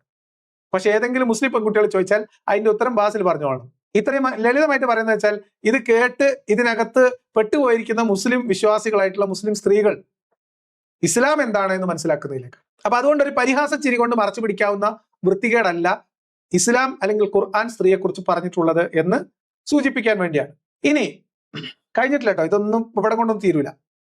ഇനി അനുസരണശീലം ഇല്ല എന്ന് ഒരാൾക്ക് തോന്നുകയാണ്. ഇപ്പം താൻ പണം ചെലവഴിച്ച് സ്വന്തമാക്കിയ തന്റെ നിയന്ത്രണാധികാരത്തിന് കീഴിലുള്ള ഭാര്യയായ സ്ത്രീ തന്നെ അനുസരിക്കില്ല എന്ന് ഭർത്താവിന് സംശയം തോന്നിയാൽ ആ സ്ത്രീകളെ നിങ്ങൾ ഉപദേശിക്കുക, കിടപ്പറകളിൽ അവരുമായി അകന്നു നിൽക്കുക, അവരെ അടിക്കുകയും ചെയ്തു കൊള്ളുക. നല്ല തുല്യതയാണല്ലോ. സ്ത്രീയെ ഭയങ്കരമായിട്ട് എന്താ പറയാ ബഹുമാനിച്ച ഒരു മതം തന്നെയാണ് ഇത് എന്തായാലും. എന്നിട്ട് അവർ നിങ്ങളെ അനുസരിക്കുന്ന പക്ഷം, അതായത് തല്ലിയിട്ടാണെങ്കിലും അവർ നിങ്ങളെ അനുസരിക്കാൻ തുടങ്ങിയാൽ പിന്നെ നിങ്ങൾ അവർക്കെതിരെ ഒരു മാർഗവും സ്വീകരിക്കരുത്. ഒരു 2 തല്ല് കൊടുത്തിട്ടാണെങ്കിലും അവരനുസരിച്ചല്ലോ, പിന്നെ നിങ്ങൾ അവരോടൊന്നും ചെയ്യരുത്, അവർക്ക് മേൽ വേറെ നിങ്ങളൊന്നും പ്രയോഗിക്കരുത് എന്നാണ് ഖുർആൻ പറയുന്നത്. അപ്പൊ ഇതാണ് ഇസ്ലാം സ്ത്രീയെ കാണുന്നത്. ഇനി വേറൊരു വചനം നോക്കൂ. ഇത് ഞാൻ വിശദമായിട്ട് പറഞ്ഞു. ഈ ചെലവിന്റെ കേസൊക്കെ നേരത്തെ പറഞ്ഞുകൊണ്ടാണ്. ഈ ചെലവിനൊക്കെ കിട്ടാൻ സ്ത്രീക്ക് അർഹതയുണ്ടാവാൻ ഇസ്ലാം നിഷ്കർഷിക്കുന്ന വേറെയും ചില കാര്യങ്ങളൊക്കെ ഉള്ളത് ഫിഖ്ഹിലാണ്. ഞാൻ ഇപ്പൊ പറയുന്നില്ല, കാരണം ഇതിന്റെ ഒരു പ്രധാനപ്പെട്ട ഭാഗത്തേക്ക് നമുക്ക് പെട്ടെന്ന് പോകേണ്ടതുണ്ട്. ഇത് മറ്റൊരു ഖുർആൻ വചനാണ്. ഈ നിയന്ത്രണാധികാരം എന്ന് മാത്രമല്ല, വിവാഹമോചനം ചെയ്യപ്പെട്ട സ്ത്രീകളെ കുറിച്ച് പറയുന്നിടത്തും സ്ത്രീകൾക്ക് ഭർത്താക്കന്മാരോട് ബാധ്യതകളുള്ളത് പോലെ തന്നെ ന്യായപ്രകാരം അവൾക്ക് അവകാശങ്ങളും കിട്ടേണ്ടതുണ്ട് എന്ന് പറയുന്ന ഒരു ഭാഗമുണ്ട്. ഈ തൊലാഖുമായി ബന്ധപ്പെട്ട സ്ഥലത്താണ് കേട്ടോ, ഇദ്ദയുമായി ബന്ധപ്പെട്ട ഒരു ഖുർആൻ വചനാണ്. അവിടെയും ഖുർആനിൽ അള്ളാഹു പറയുന്നത് എന്താ? എന്നാൽ പുരുഷന്മാർക്ക് അവരെക്കാൾ ഉപരി ഒരു പദവി ഉണ്ട്. സ്ത്രീകളെക്കാളും പുരുഷന്മാർക്ക് ഒരു പദവി ഉണ്ട് എന്ന് ആര് പറഞ്ഞതാണ്? ഖുർആൻ പറഞ്ഞതാണ്. പല സ്ഥലങ്ങളിൽ പല രീതിയിൽ പറഞ്ഞതാണ്. മറ്റൊരു സ്ഥലത്ത് ഖുർആനിൽ പറയുന്നത് പുരുഷന്മാരോട് പറയണം, നിങ്ങളുടെ സ്ത്രീകൾ, നിങ്ങളുടെ ഭാര്യമാർ നിങ്ങളുടെ കൃഷിയിടമാകുന്നു, നിങ്ങൾ ഇച്ഛിക്കും വിധം അതിൽ പ്രവേശിച്ചു കൊള്ളുക എന്നാണ് പറയുന്നത്. ഇവിടെയാണ് സമദിന്റെ വ്യാഖ്യാനം പൊളിഞ്ഞു പോകുന്നത്. സമദ് അങ്ങനെ പറയുമ്പോൾ ഈ ഖുർആൻ വചനങ്ങൾ അറിയാമെങ്കിൽ അബ്ദുള്ള ബാസിൽ എന്താ പറയേണ്ടത്? അങ്ങനെയൊന്നും നമ്മൾ ആളുകളെ പറ്റിക്കാൻ വേണ്ടി ഖുർആനെ കുറിച്ച് നുണ പറയരുത്, ഇല്ലാത്ത കാര്യം നമ്മൾ ഖുർആനിൽ ഉണ്ട് എന്ന് പറയുന്നത് ശരിയല്ല, അല്ലെങ്കിൽ ഇസ്ലാമിൽ അങ്ങനെ ഇല്ല എന്ന് തിരുത്തേണ്ട ബാധ്യത സലഫിയായ വഹാബിയായ അബ്ദുള്ള ബാസിലിനില്ലേ? ആൾക്കാർ എന്തെങ്കിലും പറയുമെന്ന് വിചാരിച്ചിട്ട് ഖുർആനിൽ സ്പഷ്ടമായിട്ട് നസ്സായിട്ട് വന്ന ഒരു കാര്യം മറച്ചു പിടിക്കുകയോ ആളുകളെ തെറ്റിദ്ധരിപ്പിക്കാൻ വേണ്ടി നുണ പറയുകയോ ചെയ്യുന്നത് ശരിയാണോ അബ്ദുള്ള ബാസിലെ? വിസ്ഡം ഇസ്ലാമിക് ഓർഗനൈസേഷന്റെ സംസ്ഥാന വൈസ് പ്രസിഡന്റ് ആയിട്ടുള്ള അബ്ദുള്ള ബാസിലിനോടാണ് ചോദ്യം. അതിൽപ്പെട്ടതാണ് എന്ത്? പുരുഷനെ സംബന്ധിച്ചിടത്തോളം പുരുഷന് അവന്റെ മേലുള്ള ബാധ്യതയാണ് ഇവിടെ ഈ പറഞ്ഞതുപോലെ പിന്നെ ഭാര്യക്കുള്ള ഈ വസ്ത്രവും ഭക്ഷണവും അവൻ കൊടുക്കൽ നിർബന്ധമാണ്. അത് അവന്റെ ബാധ്യതയാണ്. എന്നാൽ സ്ത്രീയുടെ മേൽ ആ ഒരു ബാധ്യതയില്ല. ഇപ്പൊ ജോലിക്ക് പോയി സമ്പാദിച്ച് കുടുംബത്തിന് വേണ്ടി പ്രൊവൈഡ് ചെയ്യാന്നുള്ളത് പുരുഷന്റെ ബാധ്യതയാണ്, സ്ത്രീക്ക് ബാധ്യതയില്ല. അപ്പൊ അതെന്തുകൊണ്ടാ? അതെന്തുകൊണ്ടാന്ന് നമുക്ക് കുറച്ച് കഴിയുമ്പോൾ ഉസ്താദ് പറഞ്ഞുതരും. ഇവര് പറയുന്നത് സ്ത്രീക്ക് എന്തുകൊണ്ടാണ്, ഇതൊക്കെ നമ്മൾ ഇപ്പം പറഞ്ഞ ഖുർആൻ വചനം പരിശോധിച്ചാൽ മനസ്സിലാവും അത് എന്തുകൊണ്ടാണ് പുരുഷനോട് സ്ത്രീക്ക് ചെലവിന് കൊടുക്കൽ ബാധ്യതയായത്. പുരുഷന് വേണ്ടിയാണ്. കാരണം അങ്ങനെ ചെലവിന് കൊടുക്കാൻ ബാധ്യത കൊടുത്തത് കൊണ്ട് സ്ത്രീയുടെ സഞ്ചാര സ്വാതന്ത്ര്യത്തെ പോലും നിയന്ത്രിച്ച് സ്ത്രീയുടെ മേൽ സമ്പൂർണമായ നിയന്ത്രണാധികാരമുള്ള ഭർത്താവ്, തന്റെ ജനം ചെലവഴിച്ച് സ്വന്തമാക്കിയ ഭർത്താവ് എന്ന പദവി ഉപയോഗിച്ചുകൊണ്ട് ഭാര്യയെ തന്റെ നിയന്ത്രണത്തിൽ നിർത്തുന്ന ഭർത്താവ്, ഭാര്യയുടെ അവകാശങ്ങൾ ഉടമസ്ഥപ്പെടുത്തി വെച്ചിരിക്കുന്ന ഭർത്താവ്, അവർക്ക് ചെലവിന് കൊടുക്കാൻ ബാധ്യതയുണ്ട് എന്ന് പറയുന്നതിൽ വലിയ പോരിശയൊന്നുമില്ല. ഞാൻ നേരത്തെ പറഞ്ഞ ആട്, പോത്ത്, കോഴി, കാള ഉദാഹരണം വളരെ ആപ്റ്റാണ്. അത് നമ്മൾ പരിശോധിച്ചാൽ കാണാൻ സാധിക്കും സ്ത്രീ ഓൾറെഡി മറ്റു ചില അപ്പോ ഇനി ഇവർ ഇതിന് കാലികമായ, നമ്മൾക്കൊക്കെ മനസ്സിലാവുന്ന, നമുക്കൊക്കെ റിലേറ്റ് ചെയ്യാൻ പറ്റുന്നത് എന്ന് അവർക്ക് തോന്നുന്ന, അതായത് ഒരു UA ലെവലിലുള്ള വിശദീകരണം തരാണ്. എന്തിന്? അള്ളാഹുവിന്റെ ഈ വൃത്തികെട്ട വചനങ്ങളെ മറച്ചു പിടിക്കാനും സ്ത്രീവിരുദ്ധമായ മതനിയമങ്ങൾക്ക് പുട്ടിയടിക്കാനും അതിന്റെ ന്യായങ്ങൾ നിരത്തുകയാണ് ഇവര്. അപ്പൊ ആ ന്യായങ്ങൾ കഴിഞ്ഞിട്ട് നമ്മൾ യഥാർത്ഥത്തിൽ എന്താണ് ഇവരുടെ നിലപാട് എന്നും ഇവരെന്തുകൊണ്ടാണ് അത് മറച്ചു പിടിക്കുന്നത് എന്നൊക്കെ ഞാൻ വിശദമായിട്ട് പറയാം. അതിലേക്ക് പോകാം. ബാധ്യതകൾ ഏറ്റെടുക്കുന്നുണ്ട്. ഇപ്പോൾ പുരുഷൻ ഒരിക്കലും ഏറ്റെടുക്കാൻ പറ്റാത്ത ഈ പിന്നെ ഗർഭധാരണം, മുലയൂട്ടൽ പോലുള്ള കാര്യങ്ങൾ ഒരിക്കലും പുരുഷനെ ഏൽപ്പിക്കാൻ പറ്റാത്തൊരു കാര്യമാണ്. അങ്ങനെ ബയോളജിക്കലി ഓൾറെഡി സ്ത്രീ ബാധ്യതകൾ കൊണ്ടുനടക്കുന്നുണ്ട്. പുരുഷനെ അസിസ്റ്റ് ചെയ്യുകയോ പുരുഷന് എന്തെങ്കിലും തരത്തിൽ കോൺട്രിബ്യൂട്ട് ചെയ്യുകയോ പറ്റാത്ത, വെറും മാനസിക പിന്തുണ കൊടുത്തിട്ടോ സൗകര്യങ്ങൾ ഏർപ്പെടുത്തി കൊടുത്തിട്ടോ മാത്രം ഭാഗമാക്കാൻ പറ്റുന്ന, പൂർണ്ണമായും സ്ത്രീക്ക് മാത്രം ചെയ്യാൻ കഴിയുന്ന ബാധ്യതകളാണത്. അപ്പൊ അവിടെ അങ്ങനെ ചില അമിത ബാധ്യതകൾ സ്ത്രീ ചെയ്യുന്നത് കൊണ്ട് തന്നെ ഇനി കുടുംബത്തിന്റെ സാമ്പത്തിക ഉത്തരവാദിത്വം എന്ന് പറയുന്ന ബാധ്യതയും ഇപ്പൊ നമുക്ക് ഇക്വാളിറ്റിക്ക് വേണ്ടി 50-50 ആക്കാൻ വിചാരിക്കുക. അപ്പൊ എന്താ നോക്കിയാൽ ഓൾറെഡി അമിത ബാധ്യതയുള്ള സ്ത്രീക്ക് പിന്നെയും ബാധ്യത വന്നു, പുരുഷന് കുറച്ച് ബാധ്യത കുറഞ്ഞു കിട്ടി. അപ്പൊ അവിടെയാണ് ഇസ്ലാം പറയുന്നത് ഓൾറെഡി സ്ത്രീ കുറച്ച് ബാധ്യതകൾ ചെയ്യുന്നുണ്ട്. ഈ സാമ്പത്തിക ഉത്തരവാദിത്വം പുരുഷന്റെ മേൽ പൂർണ്ണമായും 100% കുടുംബത്തിന് വേണ്ടി ഉത്തരവാദിത്വം. സാമ്പത്തിക ഉത്തരവാദിത്വം. അപ്പൊ സ്ത്രീയുടെ പ്രസവം എന്ന ആ ഒരു ബാധ്യത സ്ത്രീയുടെ മേൽ അടിച്ചേൽപ്പിച്ചാൽ അത് പിന്നെയും പ്രശ്നമാവും എന്നുള്ളത് കൊണ്ട് ആ ബാധ്യത എടുത്തിട്ട്, ചെലവിന് കൊടുക്കാനുള്ള ബാധ്യത എടുത്തിട്ട് പുരുഷന് കൊടുത്തപ്പോ എന്തായി ബാസിലെ? എന്തായി? ബാസിലെ അപ്പൊ മനസ്സിലായല്ലോ. അതുകൊണ്ടാണ് അപ്പൊ സ്ത്രീക്ക് ബാധ്യതയില്ല എന്നാണ് പറയുന്നത്. അതിന്റെ കാരണം, പുരുഷന് ഈ സാമ്പത്തിക ബാധ്യത കൊടുത്തതിന്റെ കാരണം ഖുർആനിൽ അള്ളാഹു പറഞ്ഞ നിയന്ത്രണാധികാരം കൊടുത്തതിന് പകരം, ഈ ബാധ്യത ഏറ്റെടുക്കലിന് പകരമായിട്ട് അള്ളാഹു ഖുർആനിൽ സ്ത്രീയുടെ നിയന്ത്രണാധികാരമാണ് കൊടുത്തിട്ടുള്ളത് പുരുഷന്റെ കയ്യില്. തന്റെ അധീനതയിലുള്ള, തന്റെ നിയന്ത്രണത്തിന് കീഴിലുള്ള ഒരു വ്യക്തിയുടെ ചെലവിന് കൊടുക്കൽ ഇയാൾക്ക് ബാധ്യതയാക്കി എന്ന് പറയുന്നതാണ് ഈ ബാലൻസിങ്ങിന് വേണ്ടിയിട്ട്. കൈ രണ്ടും കാണില്ല, അബ്ദുള്ള ബാസിൽ കഷ്ടപ്പെട്ട് ഉപയോഗിക്കും.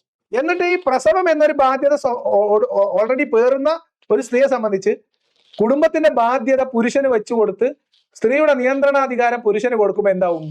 ഈക്വൽ തുല്യം. നിങ്ങൾ ആള് തിരക്കടില്ലേട്ടാ. ഇനി വേറെ 1-2 കാര്യങ്ങളുണ്ട്, കഴിഞ്ഞിട്ട് നമുക്ക് വരാതിലേക്ക്. അതിനർത്ഥം സ്ത്രീ ജോലിക്ക് പോകാൻ പാടില്ലെന്നോ സമ്പാദിക്കാൻ പാടില്ലെന്നോ അല്ല. സ്ത്രീക്ക് കുടുംബപരമായ സ്വത്തുണ്ടെന്നുണ്ടെങ്കിൽ അതിനൊന്നും ഒരു പരിധിയില്ല. ഇനി അതല്ല, ജോലിക്ക് പോകാണെന്നുണ്ടെങ്കിൽ ഒരു തരത്തിലുള്ള പ്രശ്നമില്ല. എന്താണ് കഥ? ജോലിക്ക് പോകാനൊന്നും ഒരു പ്രശ്നമില്ല എന്ന് പറയുന്നത്. സ്വന്തം വാപ്പാന്റെ മയ്യത്ത് കാണാൻ പോണെങ്കിൽ ഭർത്താവ് സമ്മതിച്ചാലേ പോകാൻ പറ്റുള്ളൂ എന്ന് മതം പറയുമ്പോ ബാസിൽ പറയാണ് സ്ത്രീക്ക് ജോലിക്ക് പോകാനൊന്നും ഒരു കുഴപ്പമില്ല, ഒരു തടസ്സമില്ല. കുടുംബപരമായിട്ട് അവർക്ക് കൈമാറി കിട്ടിയ സ്വത്തുണ്ടെങ്കിൽ അതിനൊന്നും ഒരു ലിമിറ്റും ഇല്ല. ആരോടൊപ്പം അതൊക്കെ പറയുന്നത്? പുരുഷന്റെ സ്വത്തിന്റെ പകുതിയാണ് സ്ത്രീയുടെ സ്വത്ത്, പരമ്പരാഗതമായിട്ട് കിട്ടുന്ന സ്വത്ത്. അതിനെക്കുറിച്ച് നിരവധിയായിട്ടുള്ള വിമർശനങ്ങൾ നമ്മൾ ചെയ്തിട്ടുണ്ട്. സ്ത്രീ സ്വത്തവകാശത്തിൽ പുരുഷന്റെ പകുതിയാണ് സ്ഥാനം, ബുദ്ധി കുറഞ്ഞവരാണ് സ്ത്രീകൾ എന്ന് മുഹമ്മദ് നബി പറഞ്ഞിട്ടുണ്ട്. അതേപോലെ തന്നെ സ്ത്രീയുടെ സാക്ഷ്യം ഒരു പുരുഷന് പകരം 2 സ്ത്രീകളാണ്. അതും ഒരു പുരുഷന് പകരമല്ല കേട്ടോ, പുരുഷന്മാർ സാക്ഷി പറയാനില്ലെങ്കിൽ മാത്രമാണ് സ്ത്രീയുടെ സാക്ഷ്യം സ്വീകരിക്കുക. ഇതാണ് ഇസ്ലാമിക നിയമം എന്നിരിക്കെ എന്റെ ബാസലു ടീം വല്ലാണ്ട് കഷ്ടപ്പെടും. എന്തായാലും കേൾക്കാം, നമുക്ക് കേട്ടിരിക്കാൻ ഒരു രസമൊക്കെ ഉണ്ട്. ഇപ്പൊ ഭർത്താവിന് 1 ലക്ഷം രൂപ ശമ്പളമുള്ളൂ, ഭാര്യക്ക് 1.5 ലക്ഷം രൂപ ഉള്ള, ഭാര്യ എന്ന് പറഞ്ഞാൽ ഇണയാണ് ഇസ്ലാം പറയുന്നത്, ഇണക്ക് സ്ത്രീ ആയിട്ടുള്ള ഇണക്ക് 1.5 ലക്ഷം രൂപ ശമ്പളമുള്ള ജോലി എടുക്കാൻ പറ്റില്ല ഇസ്ലാം പറയുന്നുണ്ടോ? അല്ലെങ്കിൽ അങ്ങനെ ചെയ്യാൻ പാടില്ല ഇസ്ലാം പറയുന്നുണ്ടോ? ഒരു കുഴപ്പമില്ല. മാത്രമല്ല ആ 1.5 ലക്ഷം രൂപ സാലറിയുള്ള ഭാര്യക്ക് കുടുംബത്തിന് വേണ്ടി ചെലവഴിക്കേണ്ടുന്ന ഒരു ഉത്തരവാദിത്വം ഇല്ല. 0 അവൾ ചെലവഴിക്കേണ്ട നിർബന്ധ ബാധ്യതയുള്ള തുക. അത് പിന്നെ സഹായിക്കാവുന്നതാണ്, ഭർത്താവിനെ സഹായിക്കുന്നതിന് ഒരു പ്രശ്നമൊന്നുമില്ല. പക്ഷെ ഒരു ബാധ്യതയായി ഇസ്ലാമികമായി അത് കൊടുക്കുന്നില്ല. ഇത് യഥാർത്ഥത്തിൽ സ്ത്രീക്ക് എംപവറിംഗ് ആണ് ശരിക്കും പറഞ്ഞാൽ. കാരണം എന്താ, അവൾക്ക് ഈ കുടുംബത്തിന്റെ ഉത്തരവാദിത്തങ്ങളെ കുറിച്ച് അവൾ ബോധേഡാവേണ്ട കാര്യമില്ല. അത് പുരുഷനായിട്ട് ഏൽപ്പിച്ചിട്ടുണ്ട്. വുമൺ എംപവർമെന്റ് എന്നൊക്കെ പറഞ്ഞാൽ ഞങ്ങൾ ഖുർആൻ കണ്ടു പഠിക്കണം. അതാണ് 4:34 വായിച്ചിട്ട് പിന്നെ ബാസിലിന്റെ ഈ വർത്താനോടി കേട്ടാൽ സ്ത്രീ സംരക്ഷണം അല്ലെങ്കിൽ സ്ത്രീ ശാക്തീകരണത്തിന്റെ മൂർധന്യാവസ്ഥയാണ്. 4:24 പിന്നെ ഈ വചനം കൂടി ഈ ഒരു അബ്ദുള്ള ബാസിലിന്റെ ഈ സ്റ്റേറ്റ്മെന്റ് വന്നാൽ പിന്നെ മുസ്ലിം സ്ത്രീകളെ നിങ്ങൾക്ക് ഇസ്ലാമിക കുടുംബജീവിതത്തിൽ എന്താണ് പ്രശ്നം? നിങ്ങൾ പ്രിവിലേജിന്റെ അങ്ങ് അറ്റത്താണ്. വേറെ എവിടെ കിട്ടുന്ന ചോദിക്കുന്നത്. ഇവർ പറയുന്നത് കുടുംബത്തിന്റെ വരുമാനം ചെലവ് നടത്തലിന്റെ ബാധ്യത സ്ത്രീക്കില്ല എന്നാണ്. ചെലവിന് കൊടുക്കാൻ ബാധ്യത പുരുഷനാണെന്നാണ്. ഞാൻ അബ്ദുള്ള ബാസിനെ വെല്ലുവിളിക്കുകയാണ്. മുസ്ലിം സ്ത്രീയുടെ ചിലവിനുള്ള അവകാശത്തെക്കുറിച്ച് മാത്രം നിങ്ങളുണ്ടോ സംവാദത്തിന്? വെറുതെ ചോദിക്കുകയാണ്, വരില്ല എനിക്കറിയാം, ധൈര്യമില്ലാന്ന് അറിയാം, എന്നാലും ഞാൻ ചോദിക്കുകയാണ്, ആരെങ്കിലും ഉണ്ടോ? ചെലവിന് കൊടുക്കൽ എന്ന ഭാഗം മാത്രം. സ്ത്രീ സംരക്ഷണം, ഭർത്താവിന്റെ സ്ത്രീ സംരക്ഷണത്തിന്റെ ബാധ്യത, സ്ത്രീയുടെ സംരക്ഷണ ബാധ്യത ഭർത്താവിൽ എത്രമേലുണ്ട് എന്നും ഭർത്താവിന് ചെലവിന് കൊടുക്കൽ ബാധ്യതപ്പെടുന്നത് എത്രയൊക്കെയാണെന്നും എന്തൊക്കെയാണെന്നും എപ്പോഴൊക്കെയാണെന്നും അതിന്റെ നിബന്ധന എന്തൊക്കെയാണെന്നും നിങ്ങൾക്കറിയോ? ഇത് കേട്ടിരിക്കുന്ന മുസ്ലിം സ്ത്രീകൾക്കറിയോ? ശാരീരിക ബന്ധത്തിലേക്ക് ക്ഷണിച്ചിട്ട് അതിന് നോ പറഞ്ഞാൽ അല്ലെങ്കിൽ മൂടില്ല എന്ന് പറഞ്ഞാൽ ചെലവിന് കൊടുക്കൽ ബാധ്യതയിൽ നിന്ന് പുരുഷൻ ഒഴിവാകുമെന്നാണ് ഫിഖ്ഹിന്റെ മസ്അല. അതാണ് ഇസ്ലാമിന്റെ കർമ്മശാസ്ത്ര വിധി. അപ്പൊ എന്തിനാ ചെലവിന് കൊടുക്കുന്നത്? പുരുഷന്റെ അധീനതയിൽ, പുരുഷന്റെ നിയന്ത്രണത്തിൽ സ്ത്രീയുടെ സ്വാതന്ത്ര്യം ഇല്ലാതാക്കി തന്റെ കീഴിൽ വെച്ച ഒരു ശരീരം മാത്രമാണ്. ആ ശരീരം കൊണ്ട് സുഖാസ്വാദനത്തിനു വേണ്ടി ആ ശരീരത്തെ പിടിക്കുന്നതിലേക്കാണ് പുരുഷൻ സ്ത്രീക്ക് ഇസ്ലാമിൽ ചെലവിന് കൊടുക്കുന്നത്.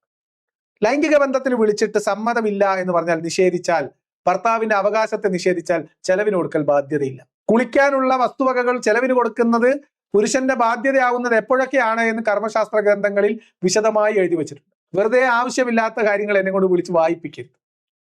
മുസ്ലിം സ്ത്രീകൾക്ക് ഇതൊന്നും അറിയില്ല, മുസ്ലിം പുരുഷന്മാർക്ക് ഇതൊന്നും അറിയില്ല. അവര് നല്ലോണം മന്തിയും ബ്രോസ്റ്റും ഒക്കെ വാങ്ങിക്കൊടുത്ത് അടിപൊളിയായിട്ട് ഇനിയിപ്പോ 4 ദിവസം മൂടില്ല എന്ന് പറഞ്ഞാലും അല്ലെങ്കിൽ വേറെ എന്തെങ്കിലും കാരണം കൊണ്ടായാലും അവര് ഇങ്ങനെ ഒരു ദിവസം ഇല്ല, തരൂല, എനിക്ക് മൂടില്ല, വയ്യ എന്നൊന്ന് പറയുമ്പോഴത്തേന് ചെലവ് കട്ടിയൂല. പക്ഷെ ചെലവ് കട്ടിയാൻ മുസ്ലിം പുരുഷന് അവകാശമുണ്ട് എന്നതാണ് മതനിയമം.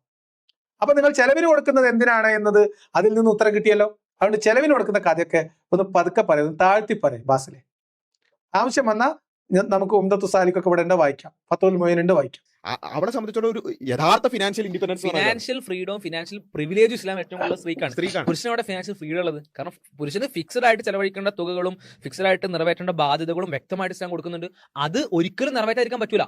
പുരുഷൻ സമ്പാദിക്കുന്ന വിഷയത്തിൽ പുരുഷന്റെ ആ സമ്പാദത്തിൽ പുരുഷന് അവകാശം ഉള്ളതുപോലെ സ്ത്രീക്ക് അവകാശമുണ്ട്, അവന്റെ ഇണക്ക് അവകാശമുണ്ട്, മക്കൾക്ക് അവകാശമുണ്ട്, മാതാപിതാക്കൾക്ക് അവകാശമുണ്ട്. ഇവർക്കെല്ലാം അവകാശപ്പെട്ട തുകയാണ്, അല്ലെങ്കിൽ അതിന് വേണ്ടിയാണ് പുരുഷൻ ചെയ്യുന്നത്, സമ്പാദിച്ചുകൊണ്ടിരിക്കുന്നത്. നീ സ്ത്രീ സമ്പാദിക്കുന്നെങ്കിലോ അത് അവരുടെ മാത്രമാണ്. അവൾ കുടുംബത്തിന് വേണ്ടി പ്രയാസമുണ്ടെങ്കിൽ അവൾക്ക് ചെലവഴിക്കാം. ആ ചെലവഴിക്കൽ പോലും അവളുടെ സ്വതക്കയാണ്, അഥവാ അവൾ ദാനം ചെയ്യുന്നതാണ്. അവൾ നിർബന്ധ ബാധ്യതക്ക് അപ്പുറം ചെയ്യുന്ന എക്സ്ട്രാ കാര്യമാണത്. ഇതിനേക്കാൾ ഫിനാൻഷ്യൽ പ്രിവിലേജ് എവിടെ കാണാൻ കഴിയാം?